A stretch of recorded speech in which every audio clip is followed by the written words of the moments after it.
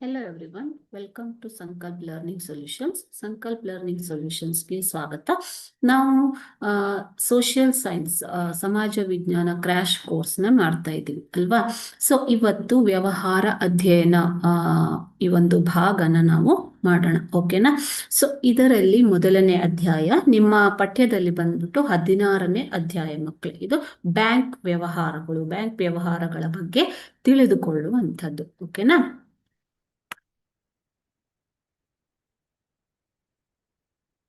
So ಇಲ್ಲಿ ಕಲಿಕಾಂಶಗಳು ಏನು ಅಂತಂದ್ರೆ, ಹಣಕಾಸಿನ ವ್ಯವಹಾರದಲ್ಲಿ ಬ್ಯಾಂಕುಗಳು ಮತ್ತು ಅಂಚೆ ಕಚೇರಿಗಳ ಪಾತ್ರವನ್ನ ತಿಳಿಯುವುದು. ನೀವು ಆಲ್ರೆಡಿ ತಿಳ್ಕೊಂಡಿದ್ದೀರಾ. ಬ್ಯಾಂಕುಗಳು ಗುಣಲಕ್ಷಣ, ಬ್ಯಾಂಕ್ ಖಾತೆಗಳಿಂದಾಗುವ ಅನುಕೂಲಗಳು, ಬ್ಯಾಂಕುಗಳು ಸಲ್ಲಿಸುವ ವಿವಿಧ ಸೇವೆಗಳನ್ನ ತಿಳಿಯುವುದು. ಅದೇ ರೀತಿ ಬ್ಯಾಂಕಿನಲ್ಲಿ ತೆರೆಯಬಹುದಾದ ವಿವಿಧ ಖಾತೆಗಳನ್ನ ಪಟ್ಟಿ ಮಾಡುವುದು, ಬ್ಯಾಂಕುಗಳಲ್ಲಿ ಖಾತೆಗಳನ್ನು ತೆರೆಯುವ ವಿಧಾನಗಳನ್ನು ಕೂಡ ನೀವು ಈ ಒಂದು ಲೆಸನ್ ಅಲ್ಲಿ ತಿಳ್ಕೊಂಡಿದ್ದೀರಾ ಮಕ್ಕಳು, ಅಲ್ವಾ. ಸೊ ಇವಾಗ ಈ ಲೆಸನ್ ನಿಂದ ಬಂದಿರುವಂತಹ ಪ್ರಮುಖ ಪ್ರಶ್ನೋತ್ತರಗಳನ್ನ ನಾವು ನೋಡ್ತಾ ಹೋಗೋಣ, ಓಕೆನಾ. ಸೊ ಈ ಒಂದು ಪಾಠದಲ್ಲಿ ಅಂಕಗಳ ಹಂಚಿಕೆ ಹೇಗಿರತ್ತೆ ಅಂತಂದ್ರೆ, 1 ಅಂಕದ 1 ಪ್ರಶ್ನೆನ ಕೇಳ್ತಾರೆ, 3 ಅಂಕದ 1 ಪ್ರಶ್ನೆನ ಕೇಳಲಾಗತ್ತೆ. ಒಟ್ಟು 2 ಪ್ರಶ್ನೆಗಳಿರತ್ತೆ ಮಕ್ಕಳೇ. ಅದರಿಂದ 4 ಅಂಕಗಳು ನಿಮ್ಗೆ ಈ ಪಾಠದಲ್ಲಿ ಸಿಗತ್ತೆ, ಓಕೆ.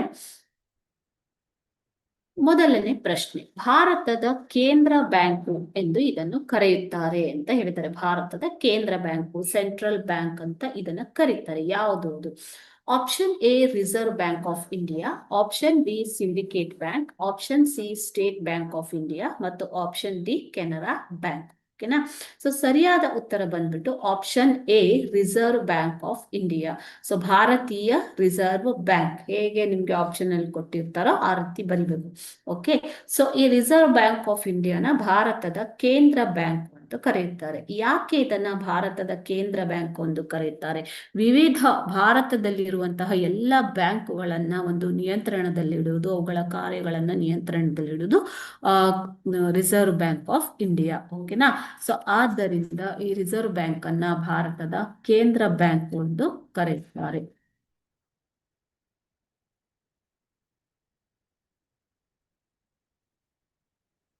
ಭವಿಷ್ಯದ ಅವಶ್ಯಕತೆಗಳಾದ ಮಕ್ಕಳ ವಿವಾಹ, ಬೆಲೆ ಬಾಳುವ ವಸ್ತುಗಳ ಖರೀದಿ, ನೆಲ, ಕಾರು ಮುಂತಾದವುಗಳನ್ನು ಕೊಳ್ಳಲು ತೆರೆಯಬಹುದಾದ ಖಾತೆ ಯಾವುದು ಅಂತ ಕೇಳಿದ್ದಾರೆ. ಸೊ ಇದರಲ್ಲಿ ನಿಮ್ಗೆ ಈಗ ಆಪ್ಷನ್ಸ್ ಕೊಟ್ಟಿರೋದು, ಆಪ್ಷನ್ ಎ ನಿಶ್ಚಿತ ಠೇವಣಿ ಖಾತೆ, ಆಪ್ಷನ್ ಬಿ ಆವರ್ತ ಠೇವಣಿ ಖಾತೆ, ಆಪ್ಷನ್ ಸಿ ಚಾಲ್ತಿ ಖಾತೆ ಮತ್ತು ಆಪ್ಷನ್ ಡಿ ಉಳಿತಾಯ ಖಾತೆ. ಸೊ ಬ್ಯಾಂಕಿನ ಖಾತೆಗಳಲ್ಲಿ 4 ಪ್ರಕಾರಗಳು ಇವೆ ಅಲ್ವಾ. ಸೊ ಬ್ಯಾಂಕಿನ ಖಾತೆಗಳಲ್ಲಿ ವಿವಿಧ ಪ್ರಕಾರಗಳು ಇವೆ. ಅದರಲ್ಲಿ ಮುಖ್ಯವಾದ 4 ಖಾತೆಗಳು ಯಾವುದಂದ್ರೆ, ಒಂದು ಉಳಿತಾಯ ಖಾತೆ, ಇನ್ನೊಂದು ಚಾಲ್ತಿ ಖಾತೆ, 3ನೇದಾಗಿ ಆವರ್ತ ಖಾತೆ, 4ನೇದಾಗಿ ನಿಶ್ಚಿತ ಠೇವಣಿ. ಸೊ ಉಳಿತಾಯ ಖಾತೆ ಅಂತಂದ್ರೆ ಸೇವಿಂಗ್ಸ್ ಬ್ಯಾಂಕ್ ಅಕೌಂಟ್ ಅಂತ ಹೇಳ್ತೀವಿ. ಸೊ ಇದರಲ್ಲಿ ಸಾಮಾನ್ಯವಾಗಿ ವೇತನಗಳನ್ನ ಪಡೆಯುವವರು, ನಿರ್ದಿಷ್ಟವಾದ ವೇತನವನ್ನ ಪಡೆಯುವವರು ನಿರಂತರವಾಗಿ ಒಂದು ನಿಯಮಿತವಾದ ಆದಾಯವನ್ನ ಮಂತ್ಲಿ ಅಥವಾ ಯಾವುದೇ ರೀತಿಯಾಗಿ ನಿಯಮಿತ ಆದಾಯವನ್ನ ಹೊಂದಿರುವವರು ಈ ಒಂದು ಉಳಿತಾಯ ಖಾತೆಯನ್ನ ತೆರೀತಾರೆ. ಸೊ ಅದರಲ್ಲಿ ಹಿರಿಯ ನಾಗರಿಕರು, ಪಿಂಚಣಿದಾರರು ಅಥವಾ ವಿದ್ಯಾರ್ಥಿಗಳು ಯಾರು ಕೂಡ ಇರಬಹುದು. ನಿಶ್ಚಿತ ಠೇವಣಿ ಖಾತೆ ಅಂದ್ರೆ ನಿಶ್ಚಿತ ಅವಧಿಗೆ ಇರುವಂತಹ ಖಾತೆ. ಆವರ್ತ ಠೇವಣಿ ಖಾತೆ ಅಥವಾ ಇದನ್ನ RD ರಿಕರಿಂಗ್ ಡಿಪಾಸಿಟ್ ಅಂತ ಹೇಳ್ತೀವಿ. ಸೊ ಈ ರಿಕರಿಂಗ್ ಡಿಪಾಸಿಟ್ ಅನ್ನುವಂಥದ್ದು ನೀವು ಒಂದು ನಿರ್ದಿಷ್ಟ ಅವಧಿಗೆ, 1 ವರ್ಷದ ಅವಧಿಗೆ, 6 ತಿಂಗಳ ಅವಧಿಗೆ, 5 ವರ್ಷದ ಅವಧಿ, ನಿಮಗೆ ಎಷ್ಟು ಬೇಕೋ ಅಷ್ಟು ವರ್ಷಗಳ ಅವಧಿಗೆ ಈ ಒಂದು ಖಾತೆಯನ್ನ ನೀವು ತೆರಿಬಹುದು. ತಿಂಗಳು ಆ ಖಾತೆಗೆ ಹಣವನ್ನ ಜಮಾ ಮಾಡಬಹುದು. ಸೊ ಇದನ್ನ ಯಾಕೆ ಮಾಡ್ತಾರೆ? ಮುಂದಿನ ಭವಿಷ್ಯದ ಅವಶ್ಯಕತೆಗಳನ್ನ ಪೂರೈಸಿಕೊಳ್ಳುವ ಸಲುವಾಗಿ. ಸೊ ಭವಿಷ್ಯದ ಅವಶ್ಯಕತೆಗಳು ಅಂದ್ರೆ ಮಕ್ಕಳ ವಿವಾಹ, ಬೆಲೆ ಬಾಳುವ ವಸ್ತುಗಳನ್ನ ಯಾವುದಾದರನ್ನ ಖರೀದಿ ಮಾಡೋದು, ಮನೆ, ನೆಲ, ಭೂಮಿ ಅಥವಾ ಕಾರುಗಳು ಯಾವುದೇ ಆಗಲಿ ಭವಿಷ್ಯದಲ್ಲಿ ಖರೀದಿ ಮಾಡಬೇಕಾದ್ರೆ ಈ ಒಂದು ಖಾತೆಯಲ್ಲಿ ಜಮಾ ಆಗಿರುವಂತಹ ದುಡ್ಡು ನಿಮಗೆ ವಿತ್ ಬಡ್ಡಿ ಸಮೇತ ಸಿಗತ್ತೆ. ಸೊ ಒಂದು ನೀವು ಸಣ್ಣದಾಗಿ ತೆರೆದಿರುವಂತಹ ಖಾತೆ ಒಂದು 5 ವರ್ಷ 10 ವರ್ಷದ ಅವಧಿಯಲ್ಲಿ ಅದು ನಿಮ್ಗೆ ಉತ್ತಮವಾದ ಒಂದು ಮೊಬಲಗು ಮೊತ್ತವನ್ನ ಕೊಡುತ್ತೆ. ಸೊ ಇದರಿಂದಾಗಿ ನೀವು ಅದನ್ನ ಭವಿಷ್ಯದ ಅವಶ್ಯಕತೆಗಳಿಗೆ ಯೂಸ್ ಮಾಡ್ಕೋಬಹುದು. ಸೊ ಸರಿಯಾದ ಉತ್ತರ ಬಂದ್ಬಿಟ್ಟು ಆಪ್ಷನ್ ಬಿ, ಆವರ್ತ ಠೇವಣಿ ಖಾತೆ. ಇದು ಮುಂದಿನ ಭವಿಷ್ಯದ ಅವಶ್ಯಕತೆಗೆ ತೆರೆಯಬಹುದಾದಂತಹ ಒಂದು ಖಾತೆ.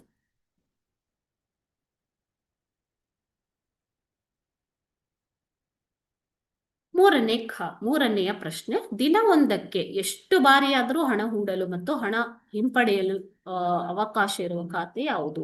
ಆಪ್ಷನ್ ಎ ಚಾಲ್ತಿ ಖಾತೆ, ಆಪ್ಷನ್ ಬಿ ಉಳಿತಾಯ ಖಾತೆ, ಆಪ್ಷನ್ ಸಿ ಆವರ್ತ ಠೇವಣಿ ಖಾತೆ, ಆಪ್ಷನ್ ಡಿ ನಿಶ್ಚಿತ ಠೇವಣಿ ಖಾತೆ. ಸರಿಯಾದ ಉತ್ತರ ಬಂದ್ಬಿಟ್ಟು ಆಪ್ಷನ್ ಎ ಚಾಲ್ತಿ ಖಾತೆ. ಇದನ್ನೇ ನಾವು ಕರೆಂಟ್ ಅಕೌಂಟ್ ಅಂತ ಕರಿತೀವಿ. ಕರೆಂಟ್ ಅಕೌಂಟ್, ಚಾಲ್ತಿ ಖಾತೆ. ಓಕೆನಾ? ಸೊ ಇದನ್ನ ವ್ಯವಹಾರಸ್ಥರು ಅಥವಾ ವ್ಯಾಪಾರಸ್ಥರು, ವಾಣಿಜ್ಯ ಔದ್ಯೋಗಿಕ ಸಂಸ್ಥೆಯವರು ಇದನ್ನ ತೆರೆಯುತ್ತಾರೆ. ಸೊ ಇದಕ್ಕೆ ನಿಮ್ಗೆ ಈ ಖಾತೆಯಲ್ಲಿ ಹಣವನ್ನು ಇಡುವುದಕ್ಕೆ ಶುಲ್ಕವನ್ನ ಪಾವತಿಸಬೇಕಾಗತ್ತೆ.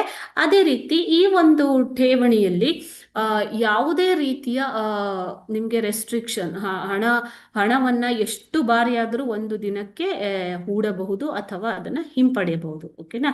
ಸೊ ಎಷ್ಟು ಸಲ ಬೇಕಾದ್ರೂ ನೀವು ವಿಡ್ರಾ ಮಾಡ್ಕೋಬಹುದು. ಅದೇ ರೀತಿ ಎಷ್ಟು ಸಲ ಬೇಕಾದ್ರೂ ನೀವು ಅಮೌಂಟ್ ಅನ್ನ ಜಮಾ ಮಾಡಬಹುದು, ತುಂಬಬಹುದು. ಇದಕ್ಕೆ ಯಾವುದೇ ರೀತಿಯ ಬಡ್ಡಿಯನ್ನ ಬ್ಯಾಂಕ್ಗಳು ಕೊಡುವುದಿಲ್ಲ. ಬದಲಾಗಿ ನೀವೇ ಈ ಒಂದು ಚಾಲ್ತಿ ಖಾತೆಗೆ ಶುಲ್ಕವನ್ನ ಕಟ್ಟಬೇಕಾಗತ್ತೆ. ಇದು ಚಾಲ್ತಿ ಖಾತೆ. ಸರಿಯಾದ ಉತ್ತರ ಬಂದ್ಬಿಟ್ಟು ಆಪ್ಷನ್ ಎ ಚಾಲ್ತಿ ಖಾತೆ, ಕರೆಂಟ್ ಅಕೌಂಟ್. ಇದರಲ್ಲಿ ಎಷ್ಟು ಬಾರಿಯಾದರೂ ಒಂದು ದಿನಕ್ಕೆ ನೀವು ಹಣವನ್ನ ಹೂಡಬಹುದು ಅಥವಾ ಹಣವನ್ನ ಹಿಂಪಡೆಯಲು ಬಹುದು.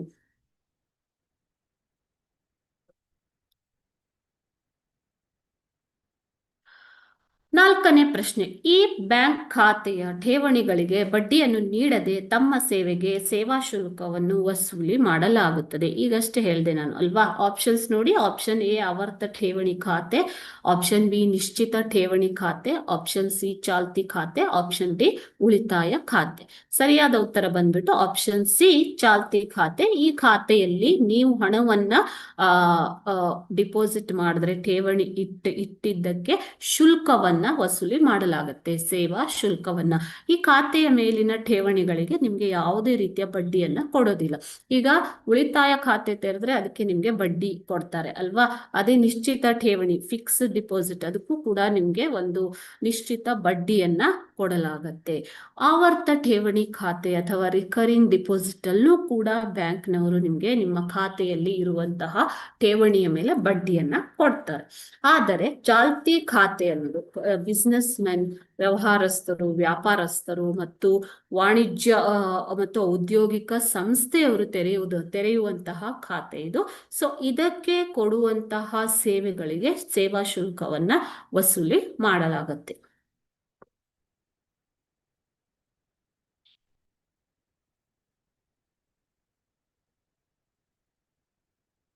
5ನೇ ಪ್ರಶ್ನೆ, ಜನರು ತಮ್ಮ ಒಡವೆ ಮತ್ತು ಬೆಲೆಬಾಳುವ ವಸ್ತುಗಳನ್ನು ಸಂರಕ್ಷಿಸಿಡಲು ಬ್ಯಾಂಕುಗಳಿಂದ ಪಡೆಯುವ ಸೇವೆ ಯಾವುದು? ಜನರು ತಮ್ಮ ಒಡವೆ ಮತ್ತು ಬೆಲೆಬಾಳುವ ವಸ್ತುಗಳನ್ನ ಸಂರಕ್ಷಿಸಿಡಲು ಬ್ಯಾಂಕುಗಳಿಂದ ಯಾವ ಸೇವೆಯನ್ನ ಪಡಿತಾರೆ ಅಂತ ಕೇಳಿದ್ದಾರೆ. ಸೊ ನೀವು ಬ್ಯಾಂಕಿನಲ್ಲಿ ಹಣವನ್ನ ಹೂಡಿಕೆ ಮಾಡುವುದು ಅಥವಾ ಹಣವನ್ನ ತೆಗೆದುಕೊಳ್ಳುವುದು ಅಷ್ಟೇ ಅಲ್ಲದೆ, ಸೊ ಅಲ್ಲಿ ನಿಮ್ಮ ಒಡವೆ ಮತ್ತು ಬೆಲೆ ಬಾಳುವ ವಸ್ತುಗಳನ್ನು ಕೂಡ ಸಂರಕ್ಷಣೆಯಾಗಿ ಸೇಫ್ ಆಗಿ ಇಡಬಹುದು.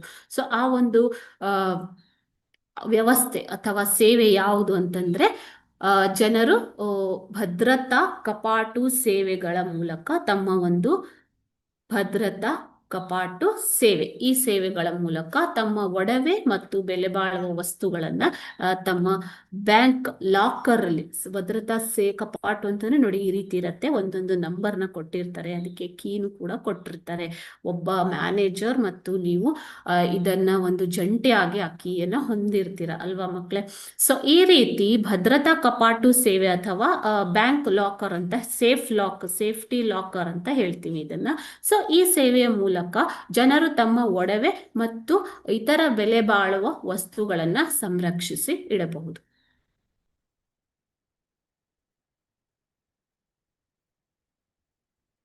ಬ್ಯಾಂಕ್ ಖಾತೆ 6ನೇ ಪ್ರಶ್ನೆ, ಬ್ಯಾಂಕ್ ಖಾತೆಯನ್ನ ಹೊಂದುವುದರ ಪ್ರಯೋಜನಗಳು ಯಾವುವು ಅಂತ ಕೇಳಿದ್ದಾರೆ ಮಕ್ಕಳೇ. ಓಕೆನಾ. ಸೊ ನೀವು ಬ್ಯಾಂಕ್ಗಳಲ್ಲಿ ವಿವಿಧ ಖಾತೆಗಳನ್ನ ನೋಡಿದ್ದೀರಾ ಇವಾಗ. ಸೊ ಈ ಬ್ಯಾಂಕ್ ಖಾತೆಗಳನ್ನ ಹೊಂದುವುದರಿಂದ ಆಗುವಂತಹ ಪ್ರಯೋಜನಗಳು ಯಾವುವು ಅಂತ ಕೇಳಿದ್ದಾರೆ. ಸೊ ಬ್ಯಾಂಕ್ ಖಾತೆಯನ್ನು ಹೊಂದುವುದರ ಅನುಕೂಲಗಳು ಅಥವಾ ಪ್ರಯೋಜನಗಳು ಯಾವುದೆಂದರೆ, ಇದು ಹಣದ ಭದ್ರತೆಯನ್ನ ಕಾಪಾಡುವುದು. ನೀವು ಮನೆಯಲ್ಲಿ ಹಣವನ್ನ ಇಟ್ಟುಕೊಂಡ್ರೆ ಅದಕ್ಕೆ ಯಾವುದೇ ಸೇಫ್ಟಿ ಭದ್ರತೆ ಇರೋದಿಲ್ಲ ಅಲ್ವಾ. ಅದೇ ಬ್ಯಾಂಕಿನಲ್ಲಿ ನೀವು ಹಣವನ್ನ ಠೇವಣಿ ಹೂಡುವುದರಿಂದ ಹಣಕ್ಕೆ ಭದ್ರತೆ ಸಿಗುತ್ತೆ. ಎರಡನೆಯದಾಗಿ ಹಣದ ಪಾವತಿಗಳನ್ನು ಮಾಡಲು ಸಹಾಯ ಮಾಡುತ್ತದೆ. ನೀವು ಬ್ಯಾಂಕ್ ಖಾತೆ ಹೊಂದಿದ್ರೆ ನಿಮ್ಮ ಖಾತೆಯ ಮೂಲಕ ನೀವು ಯಾರಿಗಾದ್ರೂ ಹಣವನ್ನ ಪಾವತಿ ಮಾಡಬಹುದು. ಅದೇ ರೀತಿ ಹಣವನ್ನ ವಸೂಲಿ ಮಾಡಲು ಕೂಡ ಈ ಒಂದು ಬ್ಯಾಂಕ್ ಅಕೌಂಟ್ ಅಥವಾ ಖಾತೆ ನಿಮ್ಗೆ ಸಹಾಯ ಮಾಡುತ್ತೆ. ಬ್ಯಾಂಕ್ ಅಕೌಂಟ್ ಮೂಲಕ, ಖಾತೆಯ ಮೂಲಕ ನೀವು ಹಣವನ್ನ ವಸೂಲಿ ಕೂಡ ಮಾಡಬಹುದು, ಅದೇ ರೀತಿ ಹಣವನ್ನ ಪಾವತಿ ಕೂಡ ಮಾಡಬಹುದು. ನೀವು ಕ್ಯಾಶ್ ಅನ್ನ ಒಂದು ಕ್ಯಾರಿ ಮಾಡಬೇಕು ಅಂತ ಇಲ್ಲ ಮಕ್ಕಳೇ ಅಲ್ವಾ. ಈಗೆಲ್ಲ ನೋಡ್ತಾ ಇದ್ದೀರಲ್ವಾ ನೀವು, ಬ್ಯಾಂಕ್ ಖಾತೆಯನ್ನ ನಿಮ್ಮ ಜಿಪೇ, ಗೂಗಲ್ ಪೇ, ಫೋನ್ ಪೇಗೆ ಲಿಂಕ್ ಮಾಡಿಕೊಂಡು ಖಾತೆಯ ಮೂಲಕ ಹಣವನ್ನ ಪಾವತಿ ಮಾಡ್ತಾರೆ, ಹಣವನ್ನ ವಸೂಲಿ ಕೂಡ ಮಾಡ್ತಾರೆ. ಓಕೆನಾ. ಈ ಒಂದು ಇತ್ತೀಚೆಗೆ ಬಂದಿರುವ ಸೌಲಭ್ಯ ಇದು ಆನ್ಲೈನ್ ಸೇವೆ. ಬಟ್ ಅದು ಅಲ್ಲದೇನೆ ನೀವು ಖಾತೆಯನ್ನ ಹೊಂದಿದ್ರೆ ಖಾತೆಯ ಮೂಲಕ ನೀವು ಹಣವನ್ನ ಪಾವತಿ ಅಥವಾ ರಿಸಿಟ್ ವಸೂಲಿ ಕೂಡ ಮಾಡಬಹುದು. ಬ್ಯಾಂಕ್ ಖಾತೆ ಹೊಂದಿರುವವರು ಸಾಲ ಪಡೆಯಲು ಸಹಾಯವಾಗತ್ತೆ. ನೀವು ಬ್ಯಾಂಕಿನಲ್ಲಿ ಖಾತೆಯನ್ನ ಹೊಂದಿದ್ರೆ ಆ ಬ್ಯಾಂಕುಗಳು ತಮ್ಮಲ್ಲಿರುವ ವಿವಿಧ ಪ್ರಕಾರದ ಸಾಲಗಳನ್ನು ನಿಮ್ಮ ಅಗತ್ಯತೆಗೆ ತಕ್ಕಾಗಿ ಕೊಡ್ತಾರೆ ಮಕ್ಕಳು. ಓಕೆನಾ. ಸೊ ಖಾತೆಯನ್ನ ಹೊಂದಿರುವವರು ಸಾಲ ಪಡೆಯಲು ಕೂಡ ಇದು ಸಹಾಯಕವಾಗತ್ತೆ. ನೆಕ್ಸ್ಟ್ ಬಂದ್ಬಿಟ್ಟು ಬ್ಯಾಂಕ್ ವ್ಯವಹಾರಗಳನ್ನು ಸುಗಮವಾಗಿ ನಡೆಸಲು ಸಹಾಯ ಮಾಡಿ ಕೊಡುತ್ತದೆ. ಸೊ ಬ್ಯಾಂಕಿನಲ್ಲಿ ವ್ಯವಹಾರಗಳನ್ನ ಸುಗಮವಾಗಿ ಮಾಡಬೇಕು ಅಂತ ನಿಮ್ಗೆ ಸೇಫ್ಟಿ ಲಾಕರ್ ಬೇಕು ಅಂತಂದ್ರೆ ಅದು ಕೂಡ ನಿಮ್ಗೆ ಬ್ಯಾಂಕ್ ಖಾತೆ ಹೊಂದಿದ್ರೆ ಸಿಗತ್ತೆ. ಓಕೆ. ಸೊ ವ್ಯವಹಾರಗಳನ್ನು ಸುಗಮವಾಗಿ ನಡೆಸಲು ಈ ಒಂದು ಬ್ಯಾಂಕ್ ಖಾತೆ ನಿಮ್ಗೆ ಸಹಾಯ ಮಾಡುತ್ತದೆ. ಈ ರೀತಿಯಾಗಿ ಬ್ಯಾಂಕ್ ಖಾತೆ ಹೊಂದಿರುವುದರಿಂದ ಈ ಎಲ್ಲ ರೀತಿಯ ಅನುಕೂಲಗಳು ಇವೆ ಮಕ್ಕಳು. ಓಕೆ.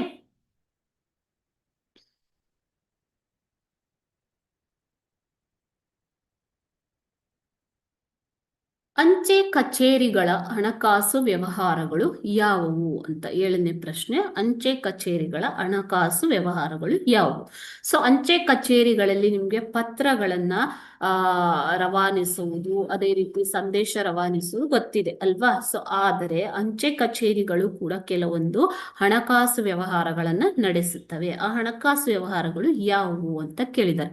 ಮೊದಲನೆಯದಾಗಿ ರಾಷ್ಟ್ರೀಯ ಉಳಿತಾಯ ಪತ್ರಗಳು, ನ್ಯಾಷನಲ್ ಸೇವಿಂಗ್ಸ್ ಸರ್ಟಿಫಿಕೇಟ್. ಸೊ ಇಲ್ಲಿ ನಿಮ್ಗೆ ರಾಷ್ಟ್ರೀಯ ಉಳಿತಾಯ ಪತ್ರಗಳು ಸಿಗತ್ತೆ ಮಕ್ಕಳೇ. ಅಲ್ಲಿ ನೀವು ಠೇವಣಿಯನ್ನ ಮಾಡಬಹುದು, ಅದನ್ನ ತಗೋಬಹುದು. ಓಕೆನಾ. ಎರಡನೆಯದಾಗಿ ಅಂಚೆ ಕಚೇರಿಗಳು ಕೂಡ ಕೆಲವೊಂದು ಉಳಿತಾಯ ಖಾತೆಗಳನ್ನ ಹೊಂದಿರುತ್ತವೆ. ಸೊ ಅಲ್ಲಿ ನೀವು ನಿಮ್ಮ ಅಕೌಂಟ್ ಅನ್ನ ತೆರಿಬಹುದು. ತೆರೆದ್ರೆ ಯಾವ ರೀತಿ ಬ್ಯಾಂಕಿನಲ್ಲಿ ನೀವು ಉಳಿತಾಯ ಖಾತೆಗಳನ್ನ ಓಪನ್ ಮಾಡ್ತೀರೋ ಅದೇ ರೀತಿ ಸೇವಿಂಗ್ಸ್ ಅಕೌಂಟ್ ಇಲ್ಲಿ ಭಾರತೀಯ ಅಂಚೆಯಲ್ಲೂ ಕೂಡ ನೀವು ಮಾಡಬಹುದು. ಕಿಸಾನ್ ವಿಕಾಸ ಪತ್ರ ಅನ್ನುವಂತಹ ಒಂದು ವಿಶೇಷ ಸೌಲಭ್ಯವನ್ನ ಅಂಚೆ ಕಚೇರಿಗಳು ನೀಡ್ತಾ ಇದ್ದಾರೆ ಮಕ್ಕಳೇ. ಓಕೆನಾ. ನೆಕ್ಸ್ಟ್ ಮಾಹಿಯಾನ ತೀರು ಠೇವಣಿಗಳು, ಮಂತ್ಲಿ.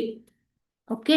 ಸೊ ಈ ಠೇವಣಿಗಳನ್ನ ನೀವು ಅಂಚೆ ಕಚೇರಿಯಲ್ಲಿ ತೆರಿಬಹುದು. ಮಾಹಿಯಾನೆ ತೀರು ಠೇವಣಿಗಳು. ಓಕೆ.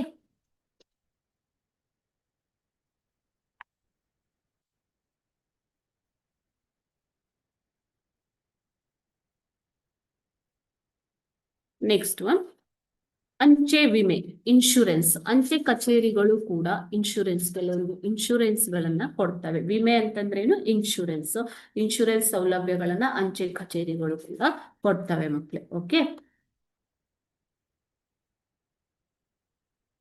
ನೆಕ್ಸ್ಟ್ ನಿವೃತ್ತಿ ವೇತನ, ಪೆನ್ಷನ್ ಅಂಚೆ ಕಚೇರಿಯಲ್ಲೂ ಕೂಡ ನೀವು ಪೆನ್ಷನ್ ಅಕೌಂಟ್ ಹೊಂದಬಹುದು. ಅದರಿಂದ ನಿವೃತ್ತಿ ವೇತನವನ್ನ ನೀವು ಪಡೆಯಬಹುದು. ಕೊನೆಯದಾಗಿ ಹಣವನ್ನ ವರ್ಗಾಯಿಸುವುದು. ಸೊ ಅಂಚೆ ಕಚೇರಿಯ ಮೂಲಕ ಕೂಡ ಖಾತೆಗಳನ್ನ ಹೊಂದಿದ್ದರೆ ನೀವು ಹಣವನ್ನ ವರ್ಗಾಯಿಸಬಹುದು.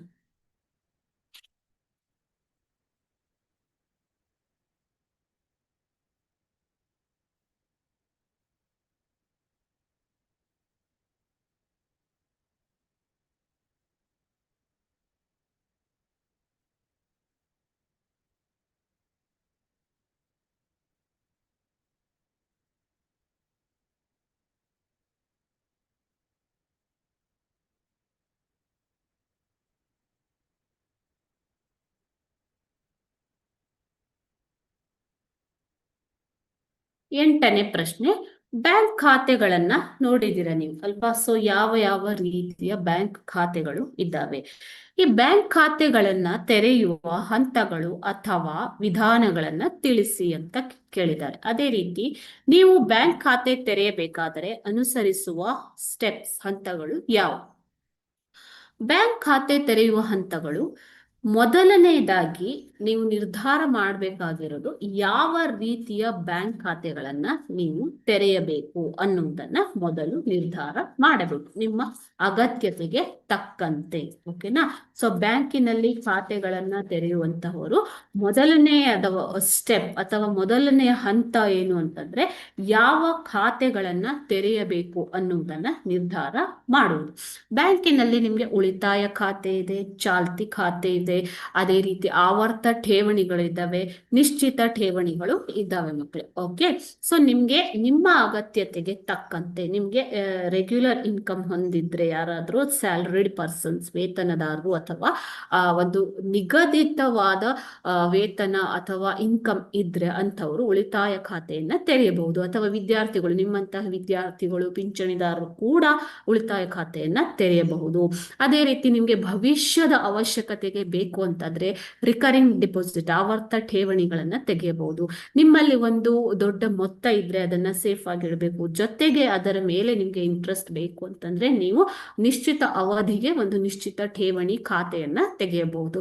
ಅದೇ ರೀತಿ ನೀವು ಒಂದು ವ್ಯವಹಾರಸ್ಥರಾಗಿದ್ದರೆ, ಉದ್ಯಮದಾರರಾಗಿದ್ದರೆ ನೀವು ಯಾವುದು ಕರೆಂಟ್ ಅಕೌಂಟ್ ಅಥವಾ ಚಾಲ್ತಿ ಖಾತೆಯನ್ನ ತೆಗಿಬಹುದು. ಈ ರೀತಿ ಗ್ರಾಹಕನು ತನ್ನ ಅಗತ್ಯತೆಗೆ ತಕ್ಕಂತೆ ಯಾವ ವಿಧವಾದ ಖಾತೆ ತೆರೆಯಬೇಕು ಅಂತ ನಿರ್ಧಾರ ಮಾಡುವುದು ಮೊದಲನೆಯ ಹಂತ.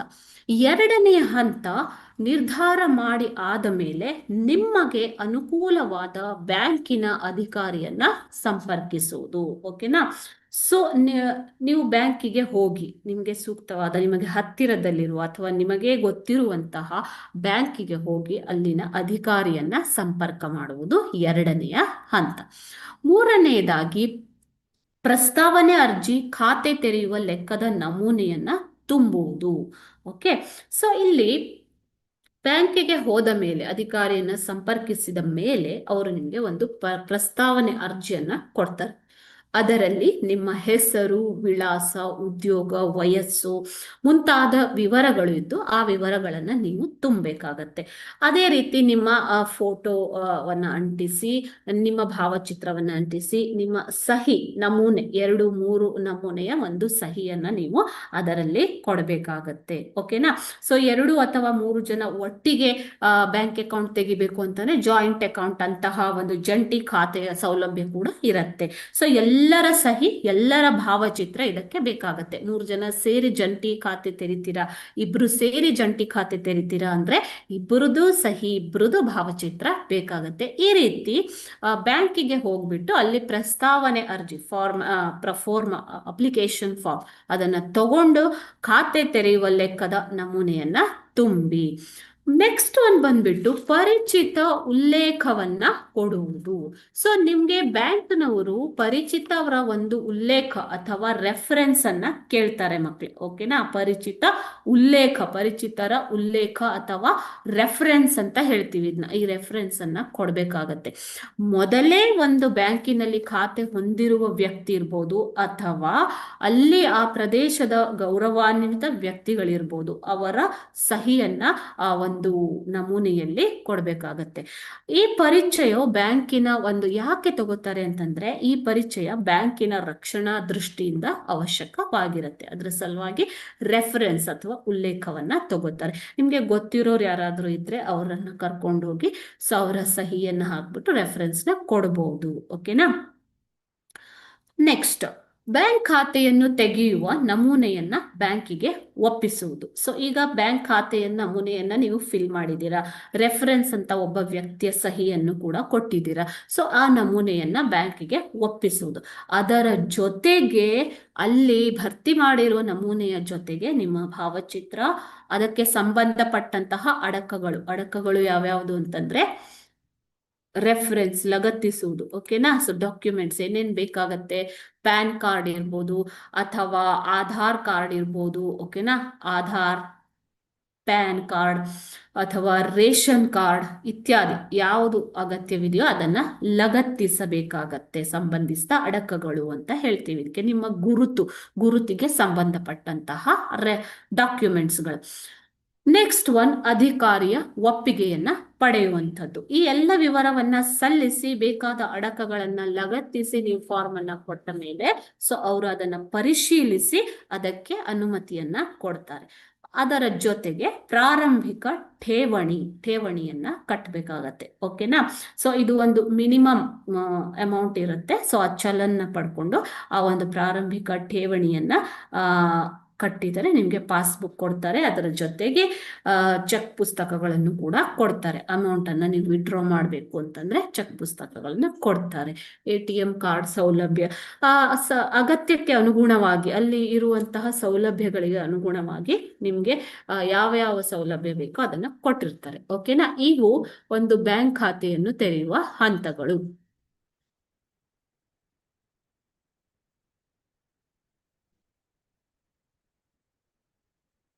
9ನೇ ಪ್ರಶ್ನೆ, ಬ್ಯಾಂಕುಗಳ ವಿಧಗಳನ್ನು ಹೆಸರಿಸಿ ತಿಳಿಸಿ ಅಂತ ಕೇಳಿದ್ದಾರೆ.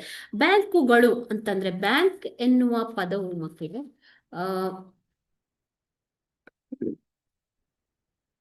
ಬ್ಯಾಂಕೋ, ಇಟಾಲಿಯ ಬ್ಯಾಂಕೋ ಅಥವಾ ಫ್ರೆಂಚಿನ ಬ್ಯಾಂಕ್ ಎಂಬ ಶಬ್ದದಿಂದ ಬಂದಿರುವಂಥದ್ದು. ಇದರ ಸರಿಯಾದ ಅರ್ಥ ಅಂತಂದ್ರೆ ಬೆಂಚು ಅಥವಾ ಹಣವನ್ನ ವಿನಿಮಯ ಮಾಡಿಕೊಳ್ಳುವ ಟೇಬಲ್ ಆಗಿದೆ. ಓಕೆನಾ? ಸೊ ಈಗ ಬ್ಯಾಂಕುಗಳು ಬೇರೆ ಬೇರೆ ರೀತಿಯಲ್ಲಿ ಮಾರ್ಪಾಡು ಆಗಿದಾವೆ, ನಿಮ್ಗೆ ಗೊತ್ತಿದೆ. ಸೊ ಭಾರತದಲ್ಲಿ ಯಾವ ಯಾವ ರೀತಿಯ ಬ್ಯಾಂಕುಗಳು ಇದಾವೆ? ಮೊದಲನೇದಾಗಿ ಕೇಂದ್ರ ಬ್ಯಾಂಕು ಅಥವಾ ಭಾರತೀಯ ರಿಸರ್ವ್ ಬ್ಯಾಂಕ್. ಈ ಒಂದು ಬ್ಯಾಂಕು ಭಾರತದಲ್ಲಿರುವ ಎಲ್ಲ ಬ್ಯಾಂಕುಗಳನ್ನ ನಿಯಂತ್ರಣದಲ್ಲಿ ಇಟ್ಟುಕೊಳ್ಳುವುದು. ಎರಡನೇದಾಗಿ ವಾಣಿಜ್ಯ ಬ್ಯಾಂಕುಗಳು, ಕಮರ್ಷಿಯಲ್ ಬ್ಯಾಂಕ್ಸ್ ಇರುವಂತಹ ಎಲ್ಲ ಬ್ಯಾಂಕುಗಳು ಲೈಕ್ ಕೆನರಾ ಬ್ಯಾಂಕ್ ಇರ್ಬೋದು ಅಥವಾ ಸ್ಟೇಟ್ ಬ್ಯಾಂಕ್ ಇರ್ಬೋದು, ಇವೆಲ್ಲ ಏನು ಕಮರ್ಷಿಯಲ್ ಬ್ಯಾಂಕುಗಳ ಅಡಿಯಲ್ಲಿ ಬರ್ತವೆ. ಕೈಗಾರಿಕಾ ಅಭಿವೃದ್ಧಿ ಬ್ಯಾಂಕ್, ಇಂಡಸ್ಟ್ರಿಯಲ್ ಡೆವಲಪ್ಮೆಂಟ್ ಬ್ಯಾಂಕ್ ಅಂತ ಕರೀತಾರೆ ಇದನ್ನ. ಓಕೆನಾ? ಸೊ ಈ ಕೈಗಾರಿಕೆಗಳ ಅಭಿವೃದ್ಧಿಗೆ ಬೇಕಾದಂತಹ ಸಾಲ ಸೌಲಭ್ಯ ಎಲ್ಲ ಸ್ಕೀಮ್ಗಳನ್ನ ಕೊಡುವಂಥದ್ದು, ಸರ್ಕಾರದಿಂದ ಬಂದಂತಹ ಸ್ಕೀಮ್ಗಳನ್ನ ವಿತರಿಸುವಂಥದ್ದು ಇವು ಕೈಗಾರಿಕಾ ಅಭಿವೃದ್ಧಿ ಬ್ಯಾಂಕ್ಗಳು. IDBI, KIDBI ಅಂತ ರಾಷ್ಟ್ರ ಮಟ್ಟ ಮತ್ತು ರಾಜ್ಯ ಮಟ್ಟದಲ್ಲಿ ಬ್ಯಾಂಕ್ಗಳು ಇರ್ತವೆ. ಓಕೆನಾ? ನೆಕ್ಸ್ಟ್, ಭೂ ಅಭಿವೃದ್ಧಿ ಅಥವಾ ವ್ಯವಸಾಯ ಬ್ಯಾಂಕುಗಳು. So PLD bank, primary land development ಅಥವಾ ಕೃಷಿ ಬ್ಯಾಂಕುಗಳು. ಇವು ಭೂ ಅಭಿವೃದ್ಧಿ ಅಥವಾ ವ್ಯವಸಾಯ ಬ್ಯಾಂಕುಗಳು. ಭೂಮಿಯ ಅಭಿವೃದ್ಧಿಗೆ, ವ್ಯವಸಾಯ ಕ್ಷೇತ್ರಕ್ಕೆ ಕೊಡಬಹುದಾದಂತಹ ಸೌಲಭ್ಯಗಳನ್ನ ಕೊಡುವ ಬ್ಯಾಂಕುಗಳು, ಅಂದ್ರೆ ಹಣವನ್ನ ಕೊಡುವಂತಹ ಬ್ಯಾಂಕುಗಳು. ಓಕೆನಾ?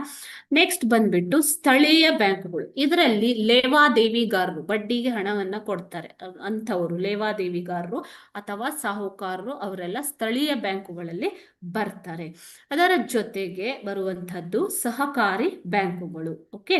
ಸೊ ಸಹಕಾರಿ ಬ್ಯಾಂಕುಗಳು, ಕೋಆಪರೇಟಿವ್ ಸೊಸೈಟಿ ಅಥವಾ ಕೋಆಪರೇಟಿವ್ ಬ್ಯಾಂಕುಗಳು, ತುಮಕೂರು ಮರ್ಚೆಂಟ್ ಕೋಆಪರೇಟಿವ್ ಬ್ಯಾಂಕ್, ಬೇರೆ ಬೇರೆ ರೀತಿಯ ಸಹಕಾರಿ ಬ್ಯಾಂಕುಗಳು ಈ ಸಹಕಾರಿ ಬ್ಯಾಂಕುಗಳ ವಿಧದಲ್ಲಿ ಬರ್ತವೆ ಮಕ್ಕಳು. ಓಕೆನಾ? ಇದೆಲ್ಲ ನೀವು 9th ಸ್ಟ್ಯಾಂಡರ್ಡ್ ಅಲ್ಲಿ ಕಲ್ತಿದ್ದೀರಿ ಅಲ್ವಾ? ಸೊ ಇದು ಬ್ಯಾಂಕುಗಳ ವಿಧಗಳು.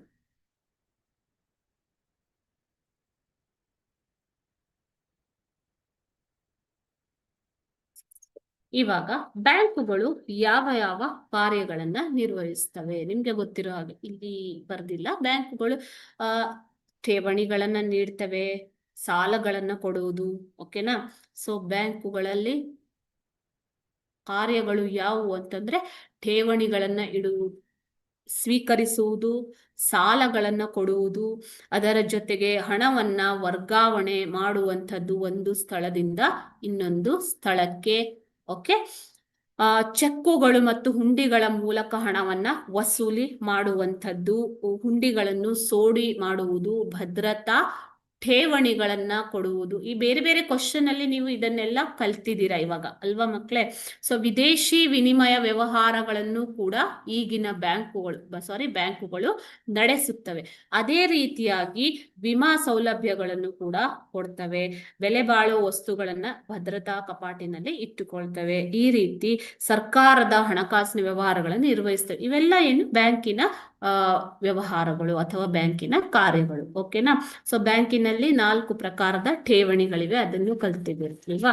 ಸೊ ಮೊದಲನೇದಾಗಿ ಉಳಿತಾಯ ಖಾತೆಗಳಿವೆ. ಉಳಿತಾಯ ಖಾತೆ, ಆವರ್ತ ಖಾತೆ ಮತ್ತು ನಿಶ್ಚಿತ ಠೇವಣಿ ಖಾತೆ ಮತ್ತು ಚಾಲ್ತಿ ಖಾತೆ. ಓಕೆನಾ? ಸೊ ಇವನ್ನೆಲ್ಲ ನೀವು ತಿಳ್ಕೊಂಡಿರ್ಬೇಕು. ಓಕೆ, ಸೊ ಇದು ಬ್ಯಾಂಕ್ ವ್ಯವಹಾರಗಳಿಗೆ ಸಂಬಂಧಪಟ್ಟಂತಹ ಒಂದು ಪ್ರಮುಖವಾದ ಪ್ರಶ್ನೋತ್ತರಗಳು.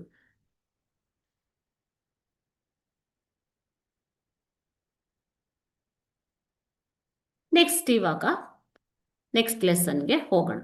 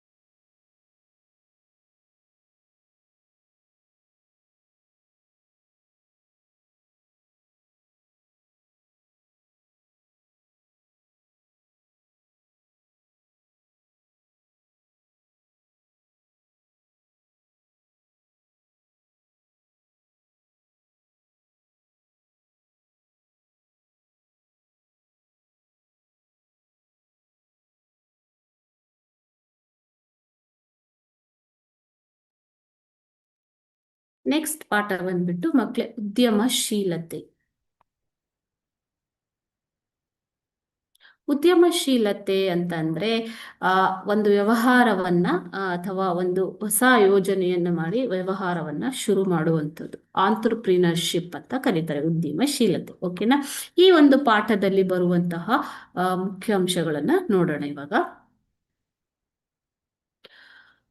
ಕಲಿಕಾಂಶಗಳು ಉದ್ಯಮಶೀಲತೆಯ ಲಕ್ಷಣಗಳನ್ನ ಪಟ್ಟಿ ಮಾಡುವರು. ಅದರ ಜೊತೆಗೆ ಉದ್ಯಮಿಯ ಪಾತ್ರ ಮತ್ತು ಪ್ರಾಮುಖ್ಯತೆಯನ್ನ ಅರಿಯುವರು. ಮೂರನೆಯದಾಗಿ ಸ್ವಯಂ ಉದ್ಯೋಗ ಕೈಗೊಳ್ಳಲು ಇರುವ ಅವಕಾಶಗಳನ್ನು ಪಟ್ಟಿ ಮಾಡುವರು. ನಾಲ್ಕನೆಯದಾಗಿ ಉದ್ಯಮಿಗಳ ಪ್ರವರ್ತಕ ಸಂಸ್ಥೆಗಳನ್ನ ಪಟ್ಟಿ ಮಾಡುವರು. ಐದನೆಯದಾಗಿ ಜಿಲ್ಲಾ ಕೈಗಾರಿಕಾ ಕೇಂದ್ರಗಳ ಸೇವೆಗಳನ್ನು ಪಟ್ಟಿ ಮಾಡುವರು. ಓಕೆ,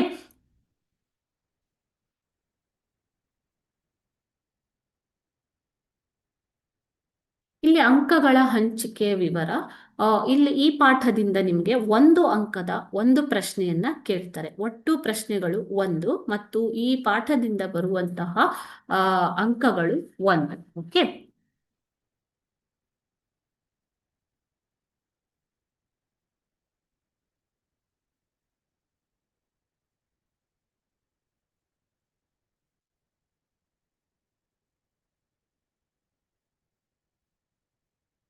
ಮೊದಲನೇ ಪ್ರಶ್ನೆ, ಉದ್ಯಮಿ ಎಂದರೆ ಯಾರು ಅಂತ ಕೇಳಿದ್ದಾರೆ.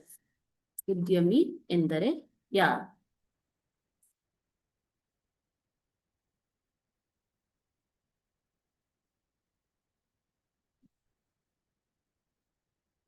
ಉದ್ಯಮಿ ಎಂದರೆ ವಿವಿಧ ವಿಧಗಳಲ್ಲಿ ಬೇರೆ ಬೇರೆ ಅರ್ಥನ ಕೊಟ್ಟಿದ್ದಾರೆ ಮಕ್ಕಳೇ. ಓಕೆನಾ? ಸೊ ಉದ್ಯಮಿ ಅಂತಂದ್ರೆ ಒಬ್ಬ ಉದ್ಯಮಿ ಹೊಸ ಪರಿಕಲ್ಪನೆಯನ್ನು ವ್ಯವಹಾರದಲ್ಲಿ ರೂಢಿಗೆ ತರುವವನಾಗಿದ್ದು, ಇವನಲ್ಲಿ ವ್ಯವಹಾರ ನಿರ್ವಹಿಸಲು ಆಡಳಿತ ನಿರ್ವಹಣೆಯ ಕೌಶಲ್ಯ ಮತ್ತು ತಂಡವನ್ನು ನಿರ್ಮಿಸುವ ಸಾಮರ್ಥ್ಯ ಅಂತಂದ್ರೆ ರೂಪ. ಓಕೆನಾ?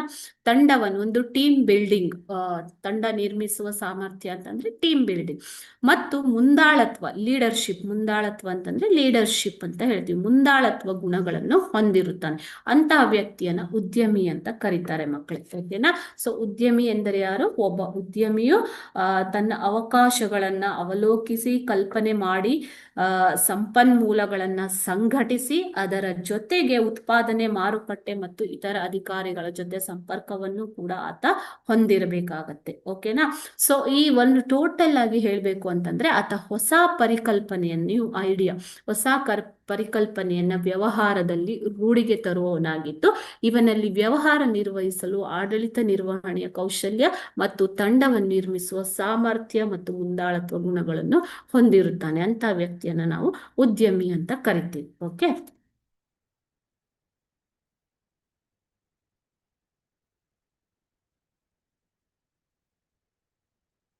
ಎರಡನೇ ಪ್ರಶ್ನೆ, ಉದ್ಯಮಶೀಲತೆ ಎಂದರೇನು? ಹಾಗಾದ್ರೆ ಆಂಟ್ರಪ್ರಿನರ್ಶಿಪ್. ಆಂಟ್ರಪ್ರಿನಿಯರ್ ಅಂತಂದ್ರೆ ಒಬ್ಬ ವ್ಯಕ್ತಿ, ಉದ್ಯಮಿ ಅಂತಂದ್ರೆ ಒಬ್ಬ ವ್ಯಕ್ತಿ. ಉದ್ಯಮಶೀಲತೆ ಅಂತಂದ್ರೆ ಏನು? ಒಬ್ಬ ಉದ್ಯಮಿಯು ತನ್ನ ಉದ್ದಿಮೆಯನ್ನು ಸ್ಥಾಪಿಸಲು ಕೈಗೊಳ್ಳುವ ಕ್ರಿಯೆಗಳನ್ನ ನಾವು ಉದ್ಯಮಶೀಲತೆ ಅಂತ ಕರಿತೀವಿ. ಒಬ್ಬ ಉದ್ಯಮಿಯು ತನ್ನ ಉದ್ಯಮವನ್ನ ಸ್ಥಾಪಿಸಲು ಕೈಗೊಳ್ಳುವ ಕ್ರಿಯೆಗಳು. ಸೊ ಏನೇನ್ ಮಾಡ್ಬೇಕು? ಹಾಗಾದ್ರೆ ಒಂದು ಅವಕಾಶವನ್ನ ಗುರುತಿಸ್ತಾನೆ ಆತ, ಅದನ್ನ ಕಾರ್ಯರೂಪಕ್ಕೆ ತರ್ತಾನೆ. ಓಕೆನಾ? ಸೊ ಅದನ್ನ ಅನ್ವೇಷಣೆ ಮಾಡಿ, ಹುಡುಕಿ, ವ್ಯಾಪಾರ ಸಂಸ್ಥೆ ಯಾವುದು, ಯಾವ ರೀತಿಯ ಸಂಸ್ಥೆಯನ್ನ ಸ್ಥಾಪನೆ ಮಾಡಬೇಕು, ಅದಕ್ಕೆ ಬೇಕಾಗುವಂತಹ ಪರಿಕರಗಳು ಯಾವುವು, ಸೊ ಉತ್ಪಾದನೆ ಹೇಗೆ, ಮಾರುಕಟ್ಟೆ ಜೊತೆಗೆ ಇತರರ ಜೊತೆ ಸಂಪರ್ಕವನ್ನ ಇಟ್ಟುಕೊಳ್ಳುವುದು, ಈ ಎಲ್ಲ ಒಂದು ಕ್ರಿಯೆಗಳ ನಿರ್ಧಾರಗಳನ್ನ ತೆಗೆದುಕೊಳ್ಳುವಂಥದ್ದು, ಹೊಸ ಹೊಸ ವಿಧಾನಗಳನ್ನ ರೂಢಿಗೆ ತರುವುದು. ಸೊ ಈ ಎಲ್ಲ ಒಂದು ಉದ್ಯಮವನ್ನ ಸ್ಥಾಪಿಸಲು ಏನೇನು ಬೇಕೋ, ಬಂಡವಾಳವನ್ನ ಕ್ರೋಢೀಕರಿಸುವುದು. ಓಕೆನಾ? ಸೊ ಈ ಎಲ್ಲ ಒಂದು ಕ್ರಿಯೆಗಳನ್ನ, ತನ್ನ ಉದ್ಯಮವನ್ನು ಸ್ಥಾಪಿಸಲು ಬೇಕಾದಂತಹ ಎಲ್ಲ ಚಟುವಟಿಕೆಗಳನ್ನ, ಕ್ರಿಯೆಗಳನ್ನ ಒಂದು ಉದ್ಯಮಶೀಲತೆ ಅಂತ ಕರಿತೀವಿ ಮಕ್ಕಳು. ಉದ್ಯಮಿ ಏನೇನ್ ಮಾಡ್ತಾನೋ ವ್ಯವಹಾರವನ್ನ ಅಥವಾ ಉದ್ಯಮವನ್ನ ಸ್ಥಾಪನೆ ಮಾಡುವುದಕ್ಕೆ, ಅದನ್ನು ನಾವು ಉದ್ಯಮಶೀಲತೆ ಅಂತ ಕರಿತೀವಿ. ಮೂರನೇ ಪ್ರಶ್ನೆ, ಜಿಲ್ಲಾ ಕೈಗಾರಿಕಾ ಕೇಂದ್ರಗಳ ಸ್ಥಾಪನೆಯ ಉದ್ದೇಶವೇನು ಅಂತ ಕೇಳಿದರು. ಜಿಲ್ಲಾ ಕೈಗಾರಿಕಾ ಕೇಂದ್ರಗಳ ಸ್ಥಾಪನೆಯ ಉದ್ದೇಶವೇನು? ಗ್ರಾಮಾಂತರ ಪ್ರದೇಶಗಳಲ್ಲಿ ಕೈಗಾರಿಕೆಗಳನ್ನು ಸ್ಥಾಪಿಸಲು ಮತ್ತು ಅವುಗಳ ಆಡಳಿತ ಮತ್ತು ಸಮಗ್ರತೆಯನ್ನು ಕೇಂದ್ರೀಕರಿಸಲು ಜಿಲ್ಲಾ ಕೈಗಾರಿಕಾ ಕೇಂದ್ರಗಳನ್ನ ಸ್ಥಾಪಿಸಲಾಗಿದೆ. ಸೊ ಯಾಕೆ DIC, ಇದನ್ನ ಡಿಸ್ಟ್ರಿಕ್ಟ್ ಇಂಡಸ್ಟ್ರಿಯಲ್ ಸೆಂಟರ್, DIC ಅಂತ ಕರೀತಾರೆ, ಜಿಲ್ಲಾ ಕೈಗಾರಿಕಾ ಕೇಂದ್ರಗಳು. ಸೊ ಗ್ರಾಮಾಂತರ ಪ್ರದೇಶಗಳಲ್ಲಿ ಕೈಗಾರಿಕೆಗಳನ್ನ ಸ್ಥಾಪಿಸಲು ಮತ್ತು ಅವುಗಳ ಆಡಳಿತ ಮತ್ತು ಸಮಗ್ರತೆಯನ್ನು ಕೇಂದ್ರೀಕರಿಸಲು ಜಿಲ್ಲಾ ಕೈಗಾರಿಕಾ ಕೇಂದ್ರಗಳನ್ನ ಸ್ಥಾಪಿಸಲಾಗಿದೆ. ಸೊ ಇವುಗಳನ್ನು 1978ರಲ್ಲಿ ಸ್ಥಾಪನೆ ಮಾಡಲಾಯಿತು.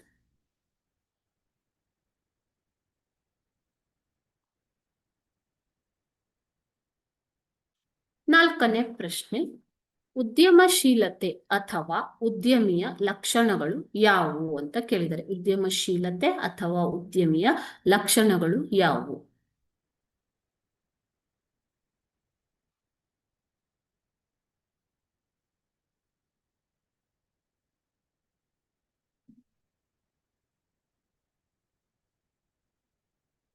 ಉದ್ಯಮಶೀಲತೆ ಅಥವಾ ಉದ್ಯಮಿಯ ಲಕ್ಷಣಗಳು, ಮೊದಲನೆಯದಾಗಿ ಸೃಜನಾತ್ಮಕತೆ. ಓಕೆನಾ? ಸೃಜನಾತ್ಮಕತೆ. ಓಕೆ. ಎರಡನೇದಾಗಿ ಕ್ರಿಯಾತ್ಮಕ. ಉದ್ಯಮಿ ಯಾವಾಗಲೂ ಕ್ರಿಯಾತ್ಮಕವಾಗಿ ಇರಬೇಕು. ಉದ್ಯಮಿಯ ಲಕ್ಷಣ ಏನು? ಕ್ರಿಯಾತ್ಮಕತೆ, ಕ್ರಿಯೇಟಿವಿಟಿ. ಗುಂಪು ಕಟ್ಟುವುದು, ಟೀಮ್ ಬಿಲ್ಡಿಂಗ್, ಇದನ್ನ ಟೀಮ್ ಬಿಲ್ಡಿಂಗ್ ಅಂತ ಹೇಳ್ತೀವಿ. ಸಮಾನ ಆಸಕ್ತಿ ಇರುವವರನ್ನ ಅಥವಾ ತನ್ನ ಜೊತೆ ಕೆಲಸ ಮಾಡುವಂಥವರ ಒಂದು ಗುಂಪನ್ನ ಕಟ್ಟುವುದು ಉದ್ಯಮಿಯ ಮುಖ್ಯ ಕೆಲಸ. ಒಬ್ಬನೇ ಎಲ್ಲ ವ್ಯವಹಾರವನ್ನ ಮಾಡೋದಿಕ್ಕೆ ಸಾಧ್ಯ ಆಗೋದಿಲ್ಲ ಅಲ್ವಾ? ಸೊ ಬೇರೆ ಬೇರೆ ಉದ್ಯಮ ಅಂತಂದ್ರೆ ಅದರಲ್ಲಿ ಬೇರೆ ಬೇರೆ ಕೆಲಸಗಳು, ಬೇರೆ ಬೇರೆ ರೀತಿಯ ಕೆಲಸಗಳು ಇರ್ತವೆ. ಸೊ ಈ ಎಲ್ಲ ಕೆಲಸಗಳನ್ನ ಮಾಡಲಿಕ್ಕೆ ಸರಿಯಾದ ಜನರ ಒಂದು ಗುಂಪನ್ನ ಕಟ್ಟುವುದು. ಸಮಸ್ಯೆ ಪರಿಹಾರ, ಪ್ರಾಬ್ಲಮ್ ಸಾಲ್ವಿಂಗ್. ಯಾವುದೇ ವ್ಯವಹಾರದಲ್ಲಿ ಯಾವುದೇ ರೀತಿಯ ಸಮಸ್ಯೆಗಳು ಬಂದರೆ ಅದನ್ನ ಪರಿಹಾರ ಮಾಡುವಂತಹ ಸಾಮರ್ಥ್ಯ ಉದ್ಯಮಿಗೆ ಇರಬೇಕು. ನಷ್ಟಭರಿತಕ್ಕೆ ಸಿದ್ಧತೆ. ನಷ್ಟಭರಿತ ಅಂತಂದ್ರೆ ಏನು ಮಕ್ಕಳೇ? Loss, risk. ಓಕೆನಾ? ಸೊ ಲಾಸ್ ಅನ್ನ ಒಂದು ಲಾಸ್ ಅನ್ನ ಭರಿತ ಮಾಡುವಂತಹ ಒಂದು ಸಾಮರ್ಥ್ಯ ಉದ್ಯಮಿಗೆ ಇರಬೇಕು. ಉದ್ಯಮ ಅಂತಂದ್ರೆ ಯಾವಾಗ್ಲೂ ಲಾಭದಲ್ಲೇ ಇರತ್ತೆ ಅಂತ ಅಲ್ಲ, ಕೆಲವೊಂದು ಬಾರಿ ನಷ್ಟ ಕೂಡ ಆಗ್ಬೋದು. ಆ ನಷ್ಟವನ್ನು ಭರಿಸುವ ಸಾಮರ್ಥ್ಯ ಉದ್ಯಮಿಯಲ್ಲಿ ಇದ್ದರೆ ಮಾತ್ರ ಆತ ಯಶಸ್ವಿ ಉದ್ಯಮಿ ಆಗೋದಕ್ಕೆ ಸಾಧ್ಯ. ನೆಕ್ಸ್ಟ್ ಒನ್, ಹೊಸ ಪದ್ಧತಿಯನ್ನು ರೂಢಿಸಿಕೊಳ್ಳುವುದು. ಹೊಸ ಪದ್ಧತಿ ಅಂತಂದ್ರೆ ಏನು ಮಕ್ಕಳೇ? ಒಂದು ಉದ್ಯಮವನ್ನ ಸ್ಥಾಪಿಸಿದ ಮೇಲೆ ಒಂದೇ ರೀತಿಯ ಒಂದು ಉತ್ಪಾದನಾ ಪದ್ಧತಿ ಯಾವಾಗ್ಲೂ ಇರೋದಿಲ್ಲ. ಸೊ ಚೇಂಜಸ್ ಆಗ್ತಾ ಇರುತ್ತೆ, ಬದಲಾವಣೆ ಆಗ್ತಾ ಇರುತ್ತೆ. ಬದಲಾವಣೆಗೆ ತಕ್ಕ ಹಾಗೆ ಉದ್ಯಮವನ್ನ ಅಳವಡಿಸಿಕೊಳ್ಳುವುದು ಮತ್ತು ಅದನ್ನು ಬದಲಾಯಿಸಿಕೊಳ್ಳುವುದು, ಹೊಸ ಹೊಸ ಪದ್ಧತಿಗಳನ್ನ ರೂಢಿಗೆ ತರುವುದನ್ನು ಕೂಡ ಆತ ಅಳವಡಿಸಿಕೊಂಡಿರಬೇಕು. ನೆಕ್ಸ್ಟ್ ಒಂದು ಬಂದ್ಬಿಟ್ಟು ಸರಿಯಾದ ನಾಯಕತ್ವ ಗುಣ. ಆತನಲ್ಲಿ ಒಂದು ನಾಯಕತ್ವ ಗುಣ ಇರಲೇಬೇಕಾಗತ್ತೆ, ಲೀಡರ್ಶಿಪ್ ಕ್ವಾಲಿಟಿ. ನಾಯಕತ್ವ ಗುಣ ಇದ್ದರೆ ಮಾತ್ರ ಆತ ಉದ್ಯಮಿ ಆಗೋದಿಕ್ಕೆ ಸಾಧ್ಯ. ನೆಕ್ಸ್ಟ್ ಒಂದು ಪ್ರಚೋದನೆಯ ಸಾಧನೆ, ಮೋಟಿವೇಶನ್. ಆತ ಯಾವಾಗಲೂ ಮೋಟಿವೇಟೆಡ್ ಆಗಿ ಇರಬೇಕಾಗತ್ತೆ. ಅದರ ಜೊತೆಗೆ ತನ್ನ ಜೊತೆಗೆ ಕೆಲಸ ಮಾಡುವಂಥವರನ್ನು ಕೂಡ ಪ್ರಚೋದನೆ ಮಾಡುವಂಥದ್ದು, ಮೋಟಿವೇಶನ್ ಮಾಡುವಂಥದ್ದು. ನೆಕ್ಸ್ಟ್ ಒನ್, ನಿರ್ಧಾರ ಕೈಗೊಳ್ಳುವಿಕೆ, ಡಿಸಿಷನ್ ಮೇಕಿಂಗ್. ಸರಿಯಾದ ಸಂದರ್ಭದಲ್ಲಿ ಸರಿಯಾದ ನಿರ್ಧಾರವನ್ನ ತೆಗೆದುಕೊಳ್ಳುವಂಥದ್ದು ಉದ್ಯಮಿಯ ಒಂದು ಮುಖ್ಯವಾದ ಲಕ್ಷಣ. ಸೊ ಆ ನಿರ್ಧಾರ ಸರಿಯಾದ ಸಮಯದಲ್ಲಿ ತೆಗೆದುಕೊಂಡಾಗ ಮಾತ್ರ ಅದು ಸರಿಯಾದ ನಿರ್ಧಾರ ಆಗತ್ತೆ. ಸೊ ತಪ್ಪು ಸಮಯದಲ್ಲಿ ತೆಗೆದುಕೊಂಡ ಸರಿ ನಿರ್ಧಾರವು ಕೂಡ ಕೆಲವೊಮ್ಮೆ ರಿಸ್ಕ್ ಅಥವಾ ಲಾಸ್ ತಂದು ಕೊಡಬಹುದು ಮಕ್ಕಳೇ. ಓಕೆನಾ? ಅಥವಾ ಸರಿಯಾದ ನಿರ್ಧಾರವನ್ನ ಸಂದರ್ಭದಲ್ಲಿ ತಪ್ಪು ನಿರ್ಧಾರವನ್ನ ತೆಗೆದುಕೊಂಡ್ರೂ ಕೂಡ ಅದು ವ್ಯವಹಾರಕ್ಕೆ ನಷ್ಟವನ್ನ ತಂದು ಕೊಡುವಂತ ಸಂಭವ ಇರುತ್ತೆ. ಸೊ ಉದ್ಯಮಿಯು ವೇಗವಾಗಿ ಮತ್ತು ಸರಿಯಾದ ಸಮಯದಲ್ಲಿ ನಿರ್ಧಾರವನ್ನ ತೆಗೆದುಕೊಳ್ಳಬೇಕಾಗತ್ತೆ. ನೆಕ್ಸ್ಟ್ ಒನ್, ಗುರಿ ಮುಟ್ಟುವಿಕೆ, ಗೋಲ್. ಓಕೆನಾ? ಸೊ ಉದ್ಯಮಿಯಲ್ಲಿ ಒಂದು ಗುರಿ ಮುಟ್ಟುವ ಒಂದು ಪ್ರಯತ್ನ, ಒಂದು ತುಡಿತ ಯಾವಾಗ್ಲೂ ಇರಬೇಕಾಗತ್ತೆ. ಓಕೆನಾ? ಸೊ ಯಾವುದೇ ಒಂದು ಉದ್ಯಮ ನಡೆಸಬೇಕು ಅಂತಂದ್ರೂ ಕೂಡ ಅದಕ್ಕೆ ಒಂದು ಗೋಲ್, ಶಾರ್ಟ್ ಟರ್ಮ್ ಕಡಿಮೆ ಅವಧಿಯ ಗುರಿ ಅಥವಾ ಲಾಂಗ್ ಟರ್ಮ್ ಅಂತಂದ್ರೆ ದೀರ್ಘಕಾಲದ ಗುರಿಗಳು ಅಂತ ಇರ್ತವೆ. ಸೊ ಈ ಗುರಿಗಳನ್ನು ನಿರ್ಧರಿಸಿಕೊಂಡು ಗುರಿ ಮುಟ್ಟುವಿಕೆಯನ್ನ ರೂಢಿಸಿಕೊಳ್ಬೇಕಾಗತ್ತೆ. ಈ ಎಲ್ಲ ಲಕ್ಷಣಗಳು ಉದ್ಯಮಶೀಲತೆ ಅಥವಾ ಉದ್ಯಮಿಯಲ್ಲಿ ಇರುವುದು ಅತ್ಯಂತ ಅವಶ್ಯಕ.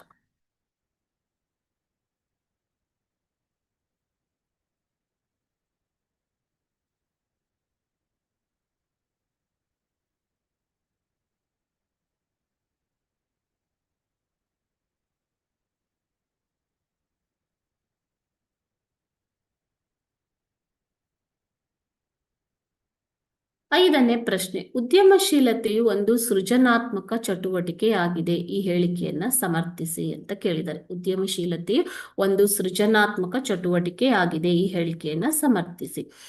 ಒಬ್ಬ ಉದ್ಯಮಿಯು ತನ್ನ ಉದ್ದಿಮೆಯನ್ನು ಸ್ಥಾಪಿಸಲು ಕೈಗೊಳ್ಳುವ ಕ್ರಿಯೆಗಳನ್ನ ನಾವು ಉದ್ಯಮಶೀಲತೆ ಅಂತ ಕರಿತೀವಿ ಅಲ್ವಾ? ಒಬ್ಬ ಉದ್ಯಮಿಯು ತನ್ನ ಉದ್ದಿಮೆಯನ್ನ ಸ್ಥಾಪಿಸಲು ಕೈಗೊಳ್ಳುವ ಕ್ರಿಯೆಗಳನ್ನ ಉದ್ಯಮಶೀಲತೆ ಎಂದು ಕರೆಯುತ್ತೇವೆ.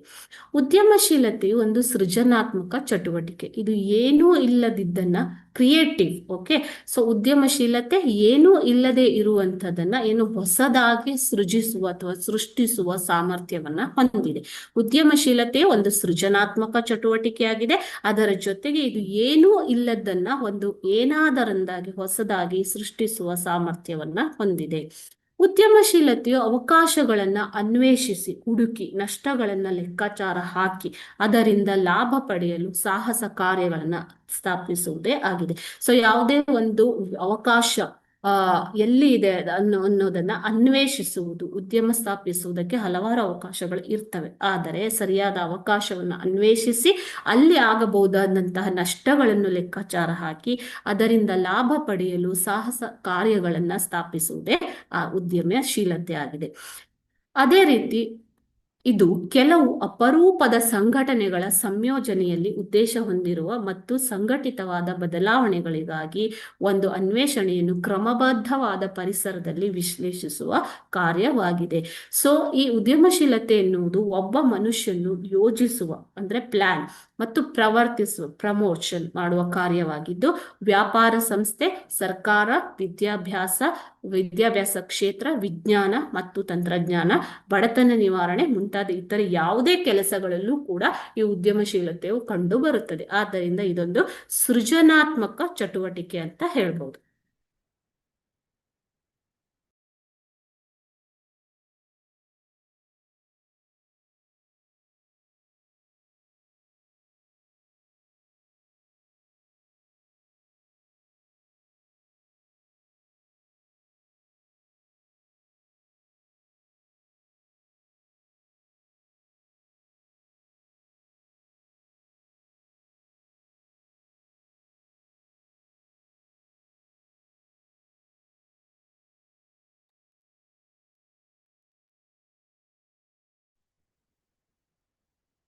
ಆರನೇ ಪ್ರಶ್ನೆ, ಉದ್ಯಮಿಗಳಿಗೆ ಸ್ವಂತ ಉದ್ಯೋಗ ಕೈಗೊಳ್ಳಲು ಇರುವ ಅವಕಾಶಗಳು ಯಾವುವು ಅಂತ ಕೇಳಿದ್ದಾರೆ. ಮೊದಲನೇದಾಗಿ ಅನೇಕ ಅವಕಾಶಗಳು ನಿಮ್ಗೆ ಇಲ್ಲಿ ಈ ಒಂದು ಸಂದರ್ಭದಲ್ಲಿ ಸಿಗ್ತವೆ ಮಕ್ಕಳೇ. ಮೊದಲನೇದಾಗಿ ಜಾಹೀರಾತು ಸೇವಾ ಸಂಸ್ಥೆಗಳು ಅಂದ್ರೆ ಅಡ್ವರ್ಟೈಸಿಂಗ್ ಏಜೆನ್ಸೀಸ್, ಅಲ್ಲಿ ಹೊಸ ಉದ್ಯಮವನ್ನ ಶುರು ಮಾಡಬಹುದು. ಎರಡನೇದಾಗಿ ಮಾರುಕಟ್ಟೆ ಸಲಹಾ ಸಂಸ್ಥೆಗಳು, ಕನ್ಸಲ್ಟೆನ್ಸೀಸ್, ಮಾರ್ಕೆಟಿಂಗ್ ಕನ್ಸಲ್ಟೆನ್ಸೀಸ್, ಓಕೆನಾ. ಸೊ ಅಲ್ಲಿ ಮಾರುಕಟ್ಟೆ ಸಲಹೆ ನೀಡುವಂತಹ ಉದ್ಯಮವನ್ನ ಶುರು ಮಾಡಬಹುದು. ಕೈಗಾರಿಕಾ ಸಲಹೆ ಸಂಸ್ಥೆಗಳು, ಕೈಗಾರಿಕೆಯನ್ನ ಸ್ಥಾಪಿಸುವುದಕ್ಕೆ ಅಥವಾ ಅದನ್ನ ಪ್ರಮೋಟ್ ಮಾಡೋದಕ್ಕೆ ಯಾವ ರೀತಿ ಸಲಹೆ ಬೇಕು ಅನ್ನೋದನ್ನ ಕೊಡುವಂತಹ ಸಂಸ್ಥೆಗಳು ಕೈಗಾರಿಕಾ ಸಲಹಾ ಸಂಸ್ಥೆಗಳು, ಇಂಡಸ್ಟ್ರಿಯಲ್ ಅಡ್ವೈಸರಿ, ಓಕೆನಾ. ಸೊ ಅಂತ ಸಂಸ್ಥೆಗಳನ್ನು ಕೂಡ ಸ್ಥಾಪಿಸಬಹುದು. ವಸ್ತುಗಳನ್ನ ಬಾಡಿಗೆಗೆ ಮತ್ತು ಗುತ್ತಿಗೆಗೆ ನೀಡುವ ಸಂಸ್ಥೆಗಳು, ಯಾವುದೇ ಒಂದು ವಸ್ತು ಪರಿಕರಗಳನ್ನ ಬಾಡಿಗೆಗೆ ರೆಂಟಿಗೆ ಕೊಡುವಂಥದ್ದು, ಗುತ್ತಿಗೆಗೆ ಲೀಸ್ಗೆ ಕೊಡುವಂಥದ್ದು ಅಂತ ಒಂದು ಉದ್ಯಮವನ್ನ ಕೂಡ ಮಾಡಬಹುದು. ಅದೇ ರೀತಿ ಛಾಯಾಪ್ರತಿ ತೆಗೆಯುವ ಕೇಂದ್ರಗಳು, ಇದು ಜೆರಾಕ್ಸ್ ಅಂತ ಹೇಳ್ತೀವಿ ಅಲ್ವಾ. ಸೊ ಫೋಟೋ ಕಾಪಿ, ಸೊ ಅದನ್ನ ತೆಗೆಯುವಂತಹ ಕೇಂದ್ರಗಳನ್ನ ಮಾಡಬಹುದು.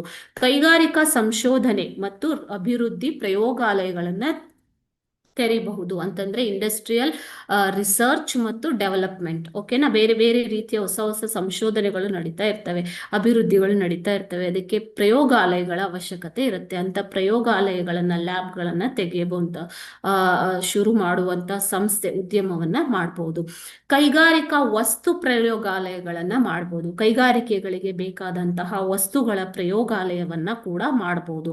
ಅದೇ ರೀತಿ ಅಂತರ್ಜಾಲ ಮತ್ತು ಸಂವಹನ, ಇಂಟರ್ನೆಟ್ ಅಂಡ್ ಕಮ್ಯುನಿಕೇಶನ್ ಅಂತ ಅಂಗಡಿಗಳನ್ನ ತೆಗೆಯಬಹುದು. ಅದೇ ರೀತಿ ದೂರದರ್ಶನ ಜಾಲವನ್ನ, ನೆಟ್ವರ್ಕಿಂಗ್, ಓಕೆ.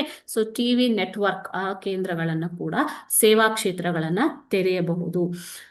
ಕೃಷಿ ಮತ್ತು ಬ್ಯೂಟಿ ಪಾರ್ಲರ್ಗಳು, ಈಗ ಹೊರಗೆ ಹೋಗುವ ತಾಯಂದಿರಿಗೆ, ಕೆಲಸ ಮಾಡುವಂತಹ ತಾಯಂದಿರಿಗೆ ಮಕ್ಕಳನ್ನ ನೋಡಿಕೊಳ್ಳಲು ಕೃಷಿ ಅವಶ್ಯಕತೆ ಇರತ್ತೆ. ಸೊ ಅದನ್ನ ತೆಗೆಯಬಹುದು. ಬ್ಯೂಟಿ ಪಾರ್ಲರ್ ಉದ್ಯಮವನ್ನ ಮಾಡಬಹುದು. ಈ ರೀತಿ ಬೇರೆ ಬೇರೆ ರೀತಿಯ ಉದ್ಯಮಗಳು ಅವೈಲೇಬಲ್ ಇದಾವೆ. ಸೊ ಈಗ ನೀವು ಇತ್ತೀಚಿನ ಬೆಳವಣಿಗೆಯನ್ನು ತೆಗೆದುಕೊಳ್ಬೇಕಂದ್ರೆ ಇಂಟರ್ನೆಟ್, ಅದರಲ್ಲಿ ಹಲವಾರು ರೀತಿಯ ಒಂದು ಸೌಲಭ್ಯಗಳು ಕೊಡ್ತಾ ಇದೆ ನಮ್ಗೆ ಇಂಟರ್ನೆಟ್ ಅಲ್ವಾ. ಸೊ ಆನ್ಲೈನ್ ಅಲ್ಲೇ ಕೆಲವು ನೀವು ಉದ್ಯಮಗಳನ್ನ ಸ್ಥಾಪನೆ ಮಾಡಿ ಅದನ್ನ ವ್ಯವಹಾರವನ್ನ ಮಾಡಬಹುದು ಮಕ್ಕಳೇ. ಆನ್ಲೈನ್ ಅಡ್ವೈಸ್ ಕೊಡುವಂಥದ್ದು, ಆನ್ಲೈನ್ ಅಲ್ಲೇ ನೀವು ಈಗ ನೋಡ್ತಾ ಇದ್ರೆ ಸ್ವಿಗ್ಗಿ, ಝೊಮ್ಯಾಟೊ ಅಂತ ವಸ್ತುಗಳನ್ನ ತಿಂಡಿ ತಲುಪಿಸುವುದು, ಅಂತಂದ್ರೆ ದಿನಸಿ ಸಾಮಾನುಗಳನ್ನ ಮನೆ ಮನೆಗೆ ತಲುಪಿಸುವಂತದ್ದು ಅಲ್ವಾ. ಸೊ ಈ ರೀತಿ ಆನ್ಲೈನ್ ಅಲ್ಲೂ ಕೂಡ ಬೇರೆ ಬೇರೆ ಏನು ಸ್ವಂತ ಉದ್ಯೋಗ ಮಾಡುವ ಅವಕಾಶಗಳು ಇದ್ದಾವೆ, ಓಕೆನಾ. ಸೊ ಇವೆಲ್ಲ ಏನು ಉದ್ಯಮಿಗಳಿಗೆ ಸ್ವಂತ ಉದ್ಯೋಗ ಕೈಗೊಳ್ಳಲು ಇರುವಂತಹ ಅವಕಾಶಗಳು.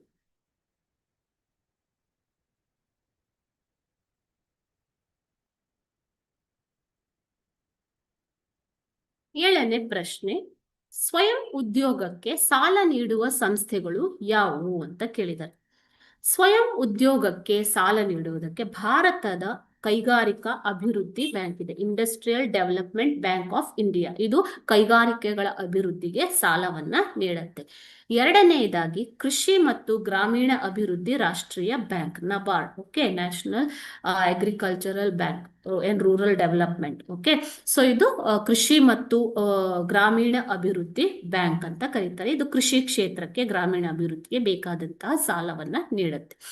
ಆಮದು ಮತ್ತು ರಫ್ತು bank, Exim bank, export import bank. ಆಮದು ಮತ್ತು ರಫ್ತಿಗೆ ಸಂಬಂಧಪಟ್ಟ ವ್ಯವಹಾರಗಳಿಗೆ, ಉದ್ಯೋಗಗಳಿಗೆ ಸಾಲ ಅಥವಾ ಇತರ ಒಂದು ಸೌಲಭ್ಯಗಳನ್ನು ನೀಡುವ ಸಂಸ್ಥೆ.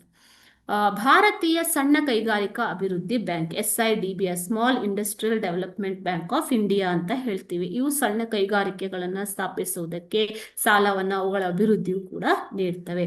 ಅದೇ ರೀತಿ ಭಾರತೀಯ ಕೈಗಾರಿಕಾ ಹಣಕಾಸು ನಿಗಮ, IFCI, industrial finance corporation of India. ಓಕೆನಾ, ಸೊ ಇವು ಕೈಗಾರಿಕೆಗಳಿಗೆ ಅಗತ್ಯವಾದಂತಹ ಹಣಕಾಸು ಸೌಲಭ್ಯಗಳನ್ನ ನೀಡ್ತವೆ ಮಕ್ಕಳೇ. ನೆಕ್ಸ್ಟ್ ಒನ್ ಬಂದ್ಬಿಟ್ಟು ಭಾರತೀಯ ಕೈಗಾರಿಕಾ ಹಣಕಾಸು ಸಾಲ ಮತ್ತು ಹೂಡಿಕೆ ನಿಗಮ. Okay, ICICI. ಈ ICICI ಬ್ಯಾಂಕ್ ಬಗ್ಗೆ ನೀವು ಕೇಳಿರ್ತೀರ. ಇವು ಕೈಗಾರಿಕಾ ಹಣಕಾಸು ಸಾಲ ಮತ್ತು ಹೂಡಿಕೆ ನಿಗಮ. ಓಕೆನಾ. ನೆಕ್ಸ್ಟ್ ಒನ್ ಭಾರತೀಯ ಕೈಗಾರಿಕಾ ಹಣಕಾಸು ಮರುನಿರ್ಮಾಣ ನಿಗಮ, industrial reconstruction bank of India. So ಕೈಗಾರಿಕೆಯನ್ನ ಮರುನಿರ್ಮಾಣ ಮಾಡುವುದಕ್ಕೆ ನಿಮಗೆ ಸಾಲ ನೀಡುವಂಥದ್ದು. ನೆಕ್ಸ್ಟ್ ವಾಣಿಜ್ಯ ಬ್ಯಾಂಕುಗಳು, ಭಾರತದಲ್ಲಿರುವಂತಹ ಎಲ್ಲ ವಾಣಿಜ್ಯ ಬ್ಯಾಂಕುಗಳು, ಇತರೆ ಎಲ್ಲ ಬ್ಯಾಂಕುಗಳು ವಾಣಿಜ್ಯ ಬ್ಯಾಂಕುಗಳಲ್ಲಿ ಬರ್ತವೆ, ಕಮರ್ಷಿಯಲ್ ಬ್ಯಾಂಕ್ಸ್. ಮತ್ತು ಇತರೆ ಬ್ಯಾಂಕುಗಳು, ಎಲ್ಲ ಬ್ಯಾಂಕುಗಳು ಕೈಗಾರಿಕೆಗಳಿಗೆ ಅಥವಾ ಸ್ವಂತ ಉದ್ಯೋಗಕ್ಕೆ ನಿಮಗೆ ಸಾಲವನ್ನ ನೀಡುವಂತಹ ಬ್ಯಾಂಕುಗಳು. ರಾಜ್ಯ ಹಣಕಾಸು ನಿಗಮಗಳು, ಸ್ಟೇಟ್ ಫಿನಾನ್ಷಿಯಲ್ ಕಾರ್ಪೊರೇಷನ್ಸ್, KSFC, ಕರ್ನಾಟಕದಲ್ಲಿ Karnataka state financial corporation. So ಭಾರತೀಯ ಜೀವ ವಿಮಾ ನಿಗಮ, ಲೈಫ್ ಇನ್ಶೂರೆನ್ಸ್ ಕಾರ್ಪೊರೇಷನ್ ಅಲ್ಲೂ ಕೂಡ ನೀವು ಸ್ವಂತ ಉದ್ಯಮ ಮಾಡಬೇಕು ಅಂತಂದ್ರೆ ಅಲ್ಲಿ ಅಗತ್ಯವಾದ ಸಾಲ ಸೌಲಭ್ಯಗಳನ್ನು ಕೊಡ್ತಾರೆ. Unite trust of India, UTI. Okay, ಇವೆಲ್ಲ ಏನು ನಿಮ್ಗೆ ಸ್ವಂತ ಉದ್ಯೋಗಕ್ಕೆ ಸಾಲ ನೀಡುವಂತಹ ಸಂಸ್ಥೆಗಳು. ಆರ್ಥಿಕ ಅಭಿವೃದ್ಧಿಯಲ್ಲಿ ಉದ್ಯಮಿಯ ಪಾತ್ರವೇನು ಅಂತ ಕೇಳಿದ್ದಾರೆ. ಹಾಗಾದರೆ ಭಾರತದ ಆರ್ಥಿಕ ಅಭಿವೃದ್ಧಿಯಲ್ಲಿ ಉದ್ಯಮಿಯ ಪಾತ್ರ ಏನು? ಉದ್ಯಮಿ ಅಂತಂದ್ರೆ ಉದ್ಯಮವನ್ನ ಸ್ಥಾಪಿಸುವುದಷ್ಟೇ ಅಲ್ಲ, ಸೊ ಆತ ಆರ್ಥಿಕ ಅಭಿವೃದ್ಧಿಯಲ್ಲೂ ಕೂಡ ಸಕ್ರಿಯವಾಗಿ ಪಾತ್ರ ವಹಿಸ್ತಾನೆ. ಜನರ ಉಳಿತಾಯವನ್ನು ಬಂಡವಾಳ ರೂಪದಲ್ಲಿ ಅವರು ಸಂಗ್ರಹಿಸುತ್ತಾರೆ. ಸೊ ಉದ್ಯಮವನ್ನ ಸ್ಥಾಪನೆ ಮಾಡುವ ಮೂಲಕ ಉದ್ಯೋಗಗಳನ್ನ ಜನರಿಗೆ ಒದಗಿಸುತ್ತಾರೆ. ದೇಶದ ಆದಾಯ ಮತ್ತು ತಲಾ ವರಮಾನವನ್ನು ಹೆಚ್ಚಿಸುತ್ತಾರೆ. ಸೊ ಉದ್ಯಮ ಸ್ಥಾಪನೆ ಆದ್ರೆ ಅನೇಕ ಜನರಿಗೆ ಉದ್ಯೋಗ ಅವಕಾಶಗಳು ಸಿಗುವುದರಿಂದ ತಲಾ ಆದಾಯ ಹೆಚ್ಚಿಗೆ ಆಗುತ್ತೆ, ಅದರಿಂದ ರಾಷ್ಟ್ರೀಯ ಆದಾಯ ಕೂಡ ಹೆಚ್ಚಿಗೆ ಆಗುತ್ತೆ ಅಲ್ವಾ. ಸೊ ಹೊಸ ಹೊಸ ವಸ್ತುಗಳನ್ನ ಮಾರುಕಟ್ಟೆಗೆ ತರುವುದರ ಮೂಲಕ ಮಾರುಕಟ್ಟೆಯನ್ನು ಅಭಿವೃದ್ಧಿ ಮಾಡ್ತಾರೆ. ಉತ್ತಮ ವಸ್ತುಗಳನ್ನ ಜನರಿಗೆ ಕಡಿಮೆ ದರದಲ್ಲಿ ಒದಗಿಸ್ತಾರೆ. ಈಗ ಗ್ರಾಹಕರಿಗೆ ಉತ್ತಮ ವಸ್ತುಗಳನ್ನು ಕೊಟ್ಟಾಗ ಮಾತ್ರ ಗ್ರಾಹಕನು ವಸ್ತುಗಳನ್ನ ಪರ್ಚೇಸ್ ಮಾಡ್ತಾನೆ, ಖರೀದಿ ಮಾಡ್ತಾನೆ ಅಲ್ವಾ ಮಕ್ಕಳೇ.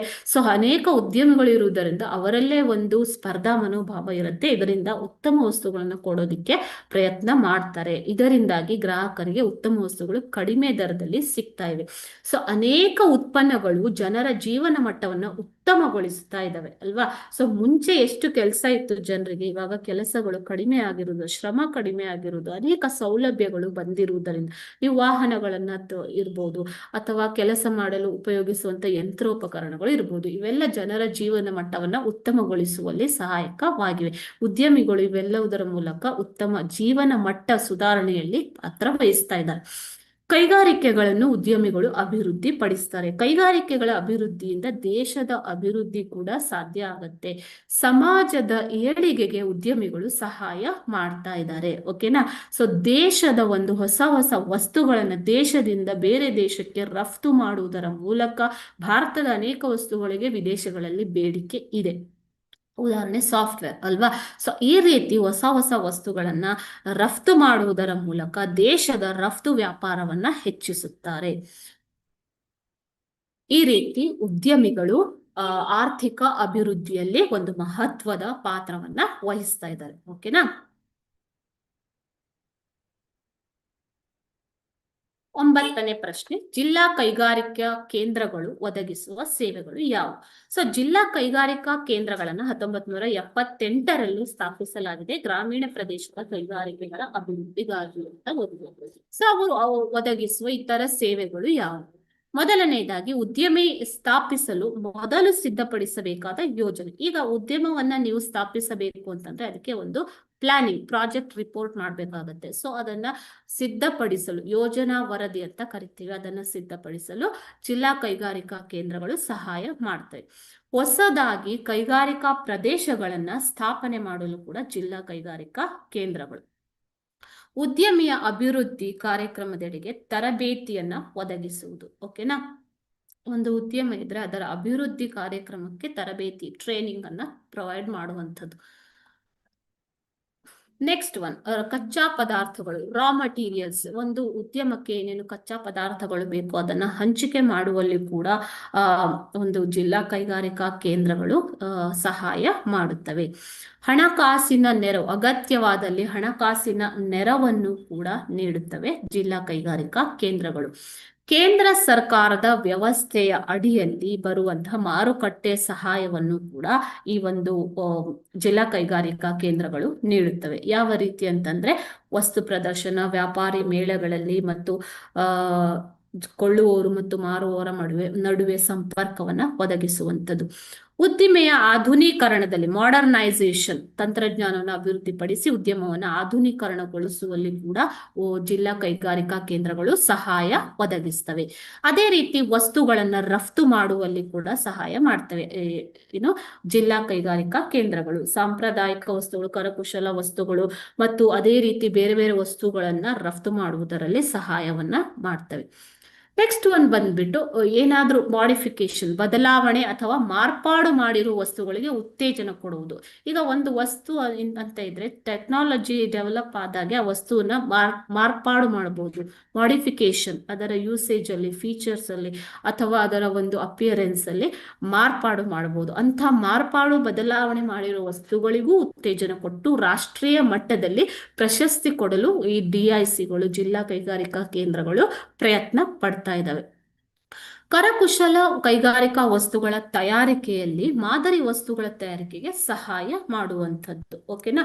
ಸೊ ಕರಕುಶಲ ಕೈಗಾರಿಕೆಗಳು ನಶಿಸಿ ಹೋಗಬಾರ್ದು ಅನ್ನೋ ಉದ್ದೇಶದಿಂದ ಮಾದರಿ ವಸ್ತುಗಳ ತಯಾರಿಕೆಗೆ ಜಿಲ್ಲಾ ಕೈಗಾರಿಕಾ ಕೇಂದ್ರಗಳು ಸಹಾಯ ಮಾಡುತ್ತವೆ.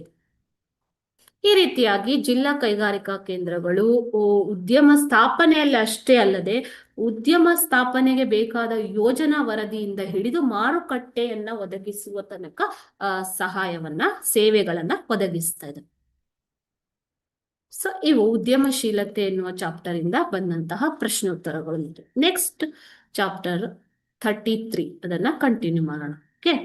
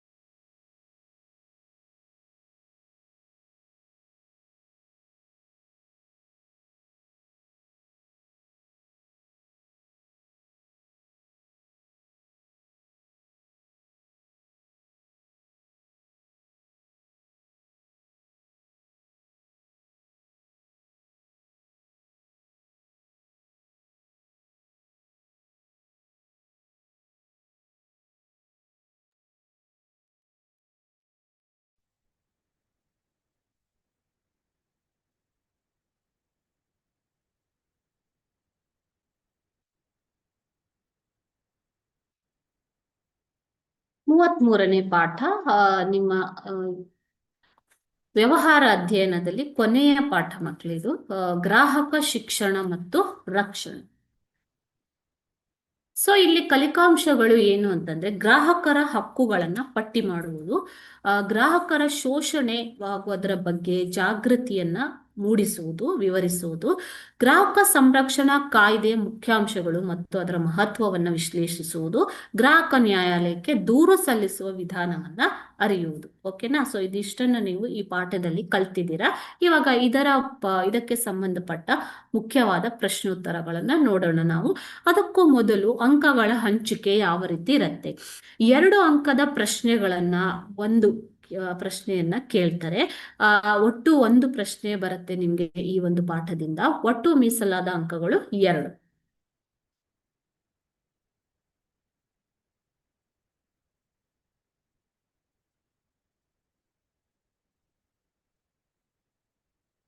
ಮೊದಲನೇ ಪ್ರಶ್ನೆ, ಪ್ರತಿ ವರ್ಷ ವಿಶ್ವ ಗ್ರಾಹಕ ಹಕ್ಕುಗಳ ದಿನವನ್ನ ಯಾವಾಗ ಆಚರಿಸಲಾಗುತ್ತದೆ? ಆಪ್ಷನ್ಸ್ ನೋಡಿ. Option A September 15, option B January 15, option C December 15 ಮತ್ತು ಆಪ್ಷನ್ ಡಿ ಮಾರ್ಚ್ 15.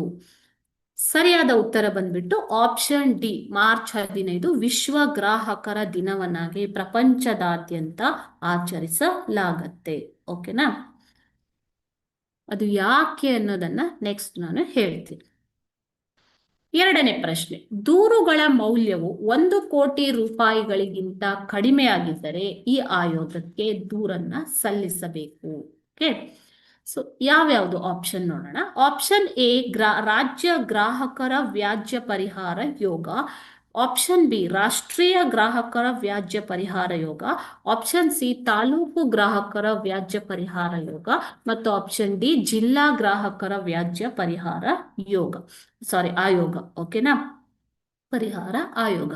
ಸೊ ಇಲ್ಲಿ ನಿಮ್ಗೆ ಕೇಳಿರೋದು, ದೂರುಗಳ ಮೌಲ್ಯವು 1 ಕೋಟಿಗಳಿಗಿಂತ ಕಡಿಮೆ ಆಗಿದ್ದರೆ ಯಾವುದಕ್ಕೆ ದೂರು ಸಲ್ಲಿಸಬೇಕು.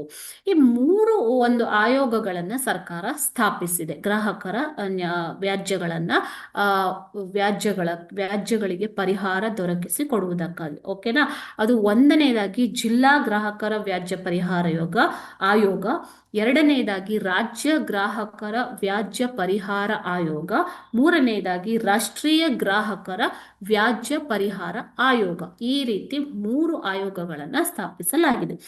ಈ ರಾಜ್ಯ ಗ್ರಾಹಕರ ವ್ಯಾಜ್ಯಗಳ ಪರಿಹಾರ ಆಯೋಗದಲ್ಲಿ 1 ಕೋಟಿಗಳಿಗಿಂತ ಹೆಚ್ಚು ಮತ್ತು 1 ಕೋಟಿಗಿಂತ ಹೆಚ್ಚಾಗಿ, ಓಕೆನಾ, 1 ಕೋಟಿಗಿಂತ ಹೆಚ್ಚು ಮತ್ತು 10 ಕೋಟಿಗಿಂತ ಕಡಿಮೆ, 10 ಕೋಟಿಗಿಂತ ಕಡಿಮೆ ಇರುವಂತಹ ವ್ಯಾಜ್ಯಗಳನ್ನ ಪರಿಹಾರ ಸೂಚಿಸುತ್ತೆ. ಅದೇ ರೀತಿ ರಾಷ್ಟ್ರೀಯ ಗ್ರಾಹಕರ ವ್ಯಾಜ್ಯ ಪರಿಹಾರ ಆಯೋಗವು 10 ಕೋಟಿಗಿಂತ ಹೆಚ್ಚು ಮೌಲ್ಯದ ವ್ಯಾಜ್ಯಗಳಿಗೆ ಪರಿಹಾರವನ್ನ ಕೊಡುವಂಥದ್ದು, ಅಥವಾ 10 ಕೋಟಿಗಿಂತ ಹೆಚ್ಚು ಮೌಲ್ಯದ ವ್ಯಾಜ್ಯಗಳು. ಸೊ ಸರಿಯಾದ ಉತ್ತರ ಬಂದ್ಬಿಟ್ಟು ಆಪ್ಷನ್ ಡಿ ಜಿಲ್ಲಾ ಗ್ರಾಹಕರ ವ್ಯಾಜ್ಯ ಪರಿಹಾರ ಆಯೋಗ. ಇದು 1 ಕೋಟಿಗಿಂತ ಕಡಿಮೆ ಮೌಲ್ಯದ ದೂರುಗಳನ್ನ ಆಲಿಸಿ ಅದಕ್ಕೆ ಪರಿಹಾರವನ್ನ ಕೊಡುವಂಥದ್ದು. ಓಕೆನಾ? ಸೊ ಸರಿಯಾದ ಉತ್ತರ ಆಪ್ಷನ್ ಡಿ ಜಿಲ್ಲಾ ಗ್ರಾಹಕರ ವ್ಯಾಜ್ಯ ಪರಿಹಾರ ಆಯೋಗ. ಇದರಲ್ಲಿ 1 ಕೋಟಿಗಿಂತ ಕಡಿಮೆ ಮೌಲ್ಯದ ಮೊಬಲಗು ಇರುವಂತಹ ದೂರುಗಳಿಗೆ ಪರಿಹಾರವನ್ನ ಕೊಡಲಾಗತ್ತೆ. ಅದೇ ರಾಜ್ಯ ಗ್ರಾಹಕರ ವ್ಯಾಜ್ಯ ಪರಿಹಾರ ಆಯೋಗ, ಇದರ ನೆಕ್ಸ್ಟ್ ಬರುವಂತದ್ದು 1 ಕೋಟಿಗಿಂತ ಹೆಚ್ಚು ಮತ್ತು 10 ಕೋಟಿಗಿಂತ ಕಡಿಮೆ ಮೌಲ್ಯದ ದೂರುಗಳಿಗೆ. ರಾಷ್ಟ್ರೀಯ ಗ್ರಾಹಕರ ವ್ಯಾಜ್ಯ ಪರಿಹಾರ ಯೋಗವು ರಾಷ್ಟ್ರೀಯ ಮಟ್ಟದಲ್ಲಿ 10 ಕೋಟಿಗಿಂತ ಹೆಚ್ಚಿನ ಒಂದು ಮೌಲ್ಯದ ದೂರುಗಳನ್ನ ಆಲಿಸಿ ಪರಿಹಾರವನ್ನ ಕೊಡುವಂಥದ್ದು. ಓಕೆನಾ? ಇತ್ಯರ್ಥ ಮಾಡುವಂಥದ್ದು. ಈ ರೀತಿಯಾಗಿ 3 ಆಯೋಗಗಳನ್ನ ಸ್ಥಾಪಿಸಲಾಗಿದೆ ಮಕ್ಕಳು. 3ನೇ ಪ್ರಶ್ನೆ, ಟೆಲಿಶಾಪಿಂಗ್ ಎಂದರೇನು?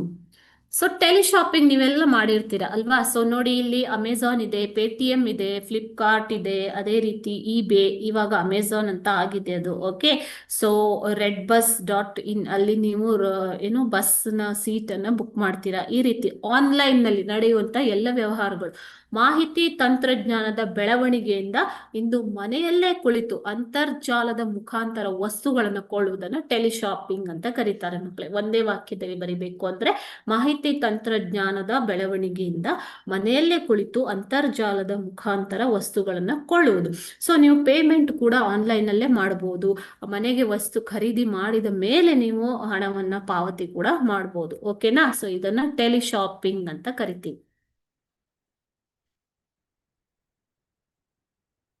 4ನೇ ಪ್ರಶ್ನೆ, ಗ್ರಾಹಕರ ರಕ್ಷಣೆ, ಕನ್ಸ್ಯೂಮರ್ ಪ್ರೊಟೆಕ್ಷನ್, ಇದರ ಅಗತ್ಯವೇನು ಅಂತ ಕೇಳಿದ್ದಾರೆ. ಗ್ರಾಹಕರನ್ನು ಉತ್ಪಾದಕರ ಮತ್ತು ವ್ಯಾಪಾರಿಗಳ ಶೋಷಣೆಯಿಂದ ಮುಕ್ತಗೊಳಿಸಲು ಗ್ರಾಹಕರ ರಕ್ಷಣೆಯ ಅಗತ್ಯವಿದೆ. ಸೊ ಅದರ ಕ್ವಾಲಿಟಿ, ಗುಣಮಟ್ಟದಲ್ಲಿ ಆಗಿರ್ಬೋದು, ವಸ್ತುಗಳ ಒಂದು ಬೆಲೆಯಲ್ಲಿ ಆಗಿರ್ಬೋದು, ಅಥವಾ ವಸ್ತುಗಳ ಒಂದು ಮೌಲ್ಯದಲ್ಲಿ ಅಥವಾ ಕ್ವಾಂಟಿಟಿನಲ್ಲಿ ಆಗಿರ್ಬೋದು, ಗ್ರಾಹಕರಿಗೆ ಮೋಸವಾಗದೇ ಇರುವ ಹಾಗೆ ರಕ್ಷಣೆಯನ್ನ ಮಾಡಲು, ಅವರ ಶೋಷಣೆಯಿಂದ ಮುಕ್ತಗೊಳಿಸಲು ಗ್ರಾಹಕರ ರಕ್ಷಣೆಯ ಅಗತ್ಯತೆ ಇಂದು ಇದೆ. ಓಕೆ.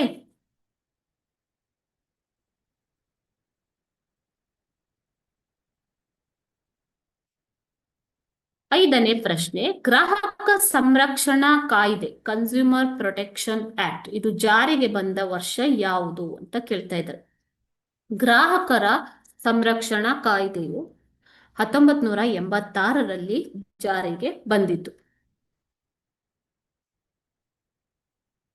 ಓಕೆನಾ? ಆದರೆ ಈಗ ಗ್ರಾಹಕ ಸಂರಕ್ಷಣಾ ಕಾಯ್ದೆ 2019 ಜಾರಿಯಲ್ಲಿದೆ. 19ರಲ್ಲಿ ಮಾರ್ಪಾಡು ಮಾಡಿ ಅದನ್ನ ಜಾರಿಗೊಳಿಸಲಾಯಿತು. 1986ರಲ್ಲಿ ಈ ಒಂದು ಗ್ರಾಹಕ ಸಂರಕ್ಷಣಾ ಕಾಯ್ದೆಯನ್ನ ಜಾರಿಗೆ ತರಲಾಯಿತು.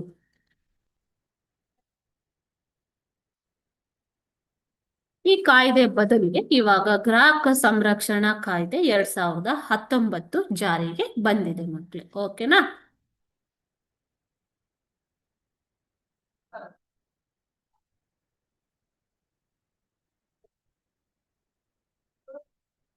6ನೇ ಪ್ರಶ್ನೆ, ಬಳಕೆದಾರರ ಶೋಷಣೆಗೆ ಕಾರಣವೇನು ಅಂತ ಕೇಳಿದ್ದಾರೆ. ಬಳಕೆದಾರರ ಶೋಷಣೆ, ಈಗ ಗ್ರಾಹಕರು ಅಥವಾ ಬಳಕೆದಾರರು ಒಂದೇ, ಅವರ ಶೋಷಣೆಗೆ ಕಾರಣವೇನು ಅಂತ ಕೇಳಿದ್ದಾರೆ.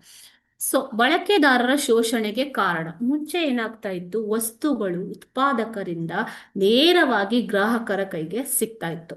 ಆದರೆ ಕ್ರಮೇಣ ವ್ಯವಹಾರದಲ್ಲಿ ಒಂದು ಬೆಳವಣಿಗೆ ಆದ ಮೇಲೆ ಗ್ರಾಹಕರು ಮತ್ತು ಪೂರೈಕೆದಾರರ ನಡುವಿನ ಅಂತರ ಹೆಚ್ಚಾಯಿತು. ಪೂರೈಕೆದಾರರು ಅಂದ್ರೆ ಇಲ್ಲಿ ಉತ್ಪಾದಕರು ಅಥವಾ ವಸ್ತುಗಳನ್ನು ಪೂರೈಸುವವರು. ಓಕೆನಾ? ಸೊ ಅವರ ನಡುವೆ ಅಂತರ ಹೆಚ್ಚಾಗಿ ಮಧ್ಯ ವಿತರಕರು ಮತ್ತು ಇತರ ಏಜೆಂಟ್ಸ್ ಅವು ಬಂದಾಗಿಂದ ಅಂತರ ಹೆಚ್ಚಾಗಿ ಅವರಿಬ್ಬರ ನಡುವೆ ಸಂಪರ್ಕ ಇಲ್ಲವಾಯಿತು. ಈಗ ನಮಗೂ ಮತ್ತು ವಸ್ತುಗಳನ್ನು ಉತ್ಪಾದನೆ ಮಾಡುವವರಿಗೂ ಅಥವಾ ವಿತರಿಸುವವರಿಗೂ ಯಾವುದೇ ಸಂಬಂಧ ಇರೋದಿಲ್ಲ. ನಾವು ಅಂಗಡಿಗೆ ಹೋಗ್ತೀವಿ, ವಸ್ತುಗಳನ್ನು ತಗೋತೀವಿ ಅಲ್ವಾ? ಸೊ ಈ ರೀತಿ ಮಧ್ಯವರ್ತಿಗಳು ಹೆಚ್ಚಾಗಿದ್ದರಿಂದ ಗ್ರಾಹಕರು ಮತ್ತು ಪೂರೈಕೆದಾರ ನಡುವೆ ಸಂಪರ್ಕವೇ ಇರಿಸಬೇಕಾಗಿತ್ತು ಮೊದಲು. ಆದರೆ ಈ ಬೆಲೆಯನ್ನ ಈಗ ಮಧ್ಯವರ್ತಿಗಳೇ ನಿರ್ಧರಿಸತೊಡಗಿದರು. ಸೊ ಹೆಚ್ಚಿನ ಲಾಭಾಂಶದ ಆಸೆಯಿಂದ ಮಧ್ಯವರ್ತಿಗಳು ಬೆಲೆಗಳನ್ನ ಹೆಚ್ಚಿಗೆ ಮಾಡ್ತಾರೆ. ಓಕೆನಾ? ಸೊ ಇದರಿಂದಾಗಿ ಗ್ರಾಹಕರಿಗೆ ಅನೇಕ ರೀತಿಯ ಕಷ್ಟ, ನಷ್ಟ ಮತ್ತು ಸಮಸ್ಯೆಗಳು ಉಂಟಾಗ್ತವೆ. ಸೊ ಈ ಒಂದು ರೀತಿಯಿಂದಾಗಿ ಗ್ರಾಹಕರು ಶೋಷಣೆಗೆ ಒಳಗಾಗತೊಡಗಿದ್ದಾರೆ.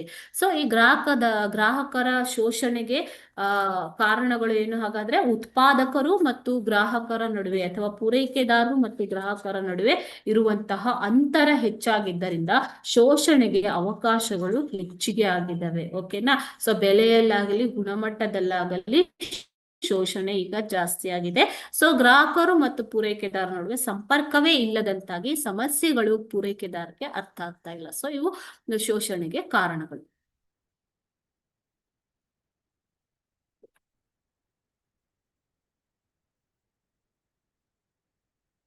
7ನೇ ಪ್ರಶ್ನೆ, ಈಗ ಪ್ರತಿ ವರ್ಷ ಮಾರ್ಚ್ 15ರಂದು ಗ್ರಾಹಕರ ಹಕ್ಕುಗಳ ರಕ್ಷಣಾ ದಿನವನ್ನಾಗಿ ಆಚರಿಸಲಾಗತ್ತೆ ಅಂತ ನೀವು ಕ್ವಶನ್ ಅಲ್ಲಿ ಓದಿದ್ರಿ ಅಲ್ವಾ.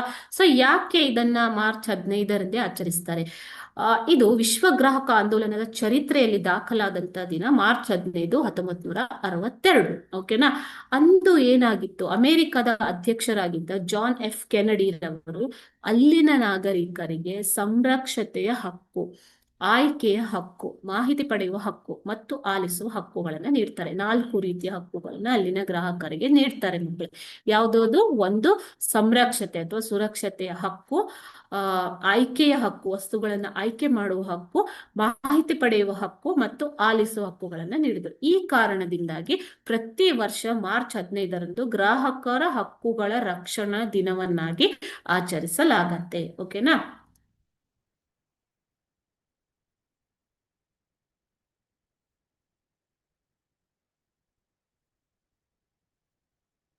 8.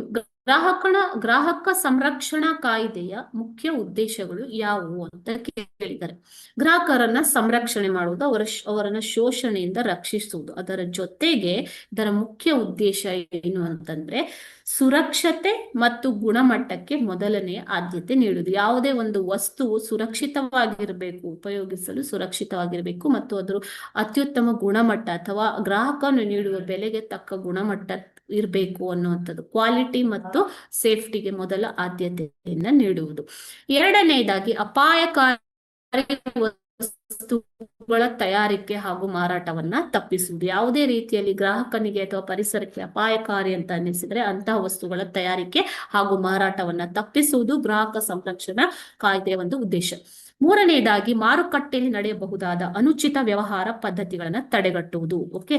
ಸೊ ನೆಕ್ಸ್ಟ್ ಒನ್, ವಸ್ತುಗಳ ಗುಣಮಟ್ಟ, ತೂಕ, ಅಳತೆ, ಬೆಲೆ ಇತ್ಯಾದಿಗಳ ಮೇಲೆ ನಿಗಾ ಇರಿಸುವುದು ಈ ಗ್ರಾಹಕ ಸಂರಕ್ಷಣಾ ಕಾಯ್ದೆಯ ಒಂದು ಉದ್ದೇಶ. ಬಳಕೆದಾರರು ತಾವು ಖರೀದಿಸಿದ ವಸ್ತು ಅಥವಾ ಸೇವೆಗಳಿಂದ ತೊಂದರೆಗೆ ಒಳಗಾದಲ್ಲಿ, ಯಾವುದೇ ರೀತಿಯ ತೊಂದರೆ ಗ್ರಾಹಕನಿಗೆ ಆದಲ್ಲಿ ಗ್ರಾಹಕರು ದೂರು ಸಲ್ಲಿಸಬಹುದು. ಓಕೆನಾ. ಸೊ ಅಂತ ಒಂದು ಪರಿಸ್ಥಿತಿಯಲ್ಲಿ ಅವರಿಗೆ ಸೂಕ್ತವಾದ ಪರಿಹಾರವನ್ನ ಕೊಡಿಸುವುದು ಕೂಡ ಗ್ರಾಹಕ ಸಂರಕ್ಷಣಾ ಕಾಯ್ದೆಯ ಒಂದು ಉದ್ದೇಶ.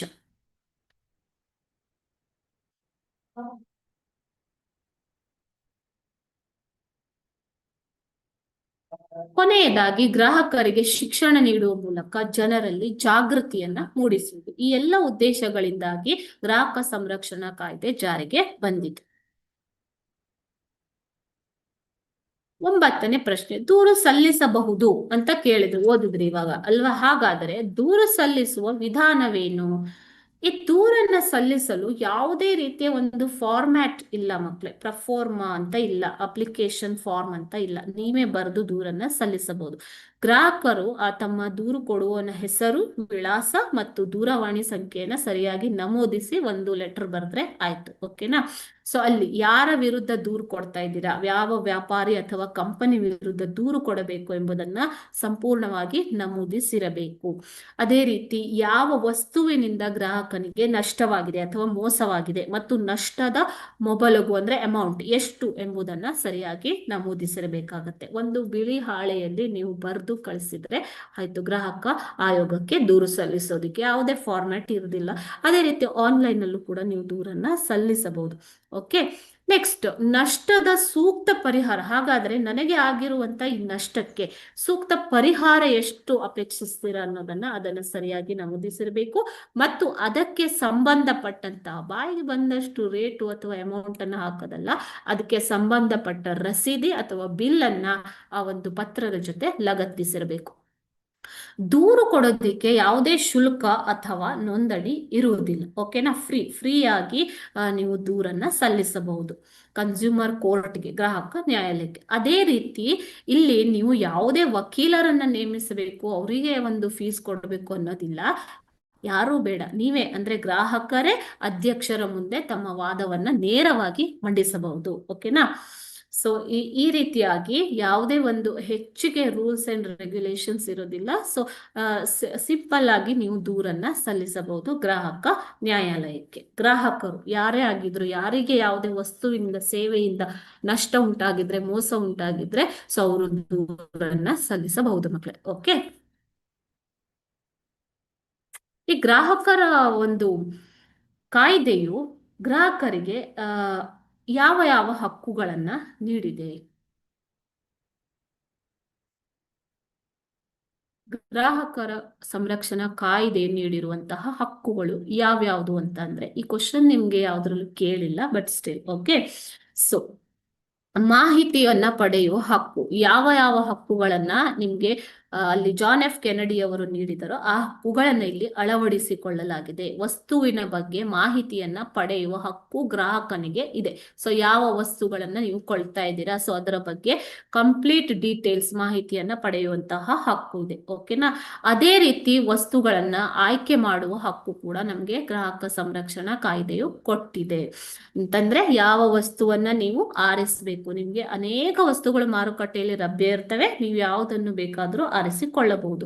ವಸ್ತುಗಳ ಬಗ್ಗೆ ಆಲಿಸುವ ಹಕ್ಕನ್ನು ಕೂಡ ಗ್ರಾಹಕರ ಸಂರಕ್ಷಣಾ ಕಾಯ್ದೆಯು ನೀಡತ್ತೆ. ಅಂದ್ರೆ ಗ್ರಾಹಕರ ಇಷ್ಟಗಳನ್ನ ಕೇಳಿ ತಿಳಿದುಕೊಂಡು ಅದಕ್ಕೆ ಸೂಕ್ತ ರೀತಿಯಲ್ಲಿ ಪರಿಗಣಿಸುವಂತಹ ಹಕ್ಕು. ಓಕೆನಾ? ನಾಲ್ಕನೆಯದಾಗಿ ಶೋಷಣೆಯ ವಿರುದ್ಧ ಪರಿಹಾರವನ್ನ ಕೇಳುವ ಹಕ್ಕನ್ನ ಈ ಒಂದು ಕಾಯ್ದೆಯು ನೀಡುತ್ತೆ. ಶೋಷಣೆಯ ವಿರುದ್ಧ ಪರಿಹಾರ ಕೇಳುವ ಹಕ್ಕು.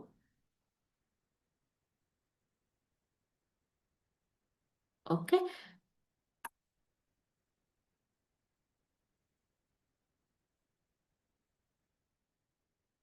ಗ್ರಾಹಕರ ಶಿಕ್ಷಣದ ಹಕ್ಕನ್ನ ಈ ಒಂದು ಕಾಯ್ದೆಯು ನೀಡುತ್ತೆ. ಗ್ರಾಹಕರಿಗೆ ವಸ್ತುವನ್ನ ಉಪಯೋಗಿಸುವ ಬಗ್ಗೆ ಅಥವಾ ಅದರ ಬಗ್ಗೆ ಒಂದು ಜಾಗೃತಿಯನ್ನ ಮೂಡಿಸುವ ಒಂದು ಸರಿಯಾದ ತಿಳುವಳಿಕೆ ಪಡೆಯುವ ಒಂದು ಹಕ್ಕು ಕೂಡ ಇದೆ. ಗ್ರಾಹಕರ ಶಿಕ್ಷಣದ ಹಕ್ಕು ಅಂತ ಹೇಳ್ತೀವಿ ಇದನ್ನ. ಓಕೆನಾ?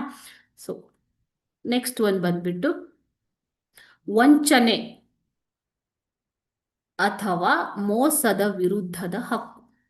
ಯಾರು ನಿಮ್ಗೆ ಯಾವ ಮಾರಾಟಗಾರನು ಉತ್ಪಾದಕನು ಮೋಸ ಮಾಡೋ ಹಾಗಿಲ್ಲ ಗ್ರಾಹಕನಿಗೆ. ಸೊ ಮೋಸ ಅಥವಾ ವಂಚನೆ ವಿರುದ್ಧದ ಹಕ್ಕನ್ನ ನೀಡುತ್ತೆ. ಓಕೆನಾ? ಕೊನೆಯದಾಗಿ ಗ್ರಾಹಕರಿಗೆ ಉತ್ತಮ ಆರೋಗ್ಯ ಮತ್ತು ಪರಿಸರದ ಹಕ್ಕನ್ನ ಈ ಒಂದು ಗ್ರಾಹಕ ಆ ಸಂರಕ್ಷಣಾ ಕಾಯ್ದೆಯು ನೀಡುತ್ತೆ. ಉತ್ತಮ ಆರೋಗ್ಯ, ಯಾವುದೇ ಒಂದು ವಸ್ತುವಿನಿಂದ ಆರೋಗ್ಯ ಹಾಳಾಗುವಂತಹ ವಸ್ತುಗಳನ್ನ ಮಾರಾಟ ಮಾಡುವಂತಿಲ್ಲ. ಪರಿಸರಕ್ಕೆ ಹಾನಿಯನ್ನ ಉಂಟು ಮಾಡುವಂತಹ ವಸ್ತುಗಳನ್ನ ಮಾರಾಟ ಮಾಡುವಂತಿಲ್ಲ. ಸೊ ಉತ್ತಮ ಆರೋಗ್ಯ ಮತ್ತು ಪರಿಸರದ ಹಕ್ಕನ್ನ ಎಲ್ಲರಿಗೂ, ಎಲ್ಲ ಗ್ರಾಹಕರಿಗೂ ನೀಡಲಾಗಿದೆ. ಇದು ಗ್ರಾಹಕರ ಸಂರಕ್ಷಣಾ ಕಾಯ್ದೆ ನೀಡಿರುವಂತಹ ಹಕ್ಕುಗಳು. ಓಕೆನಾ? ಸೊ ಇವಿಷ್ಟು ಈ ಒಂದು ಪಾಠದ ಪ್ರಶ್ನೋತ್ತರಗಳು ಮಕ್ಕಳೇ. ನಾವು ಇಲ್ಲಿಗೆ ವ್ಯವಹಾರ ಅಧ್ಯಯನವನ್ನು ಕೂಡ ಇವತ್ತು ಕಂಪ್ಲೀಟ್ ಮಾಡಿದ್ದೀವಿ. ಓಕೆ. ಸೊ ಇನ್ನು ಉಳಿದಿರುವಂಥದ್ದು ಅಂತಂದ್ರೆ ಭೂಗೋಳಶಾಸ್ತ್ರ, ಅದನ್ನು ನಾಳೆಯಿಂದ ಕಂಟಿನ್ಯೂ ಮಾಡೋಣ. ಓಕೆನಾ? Thank you everyone. ಎಲ್ಲರಿಗೂ ಧನ್ಯವಾದಗಳು.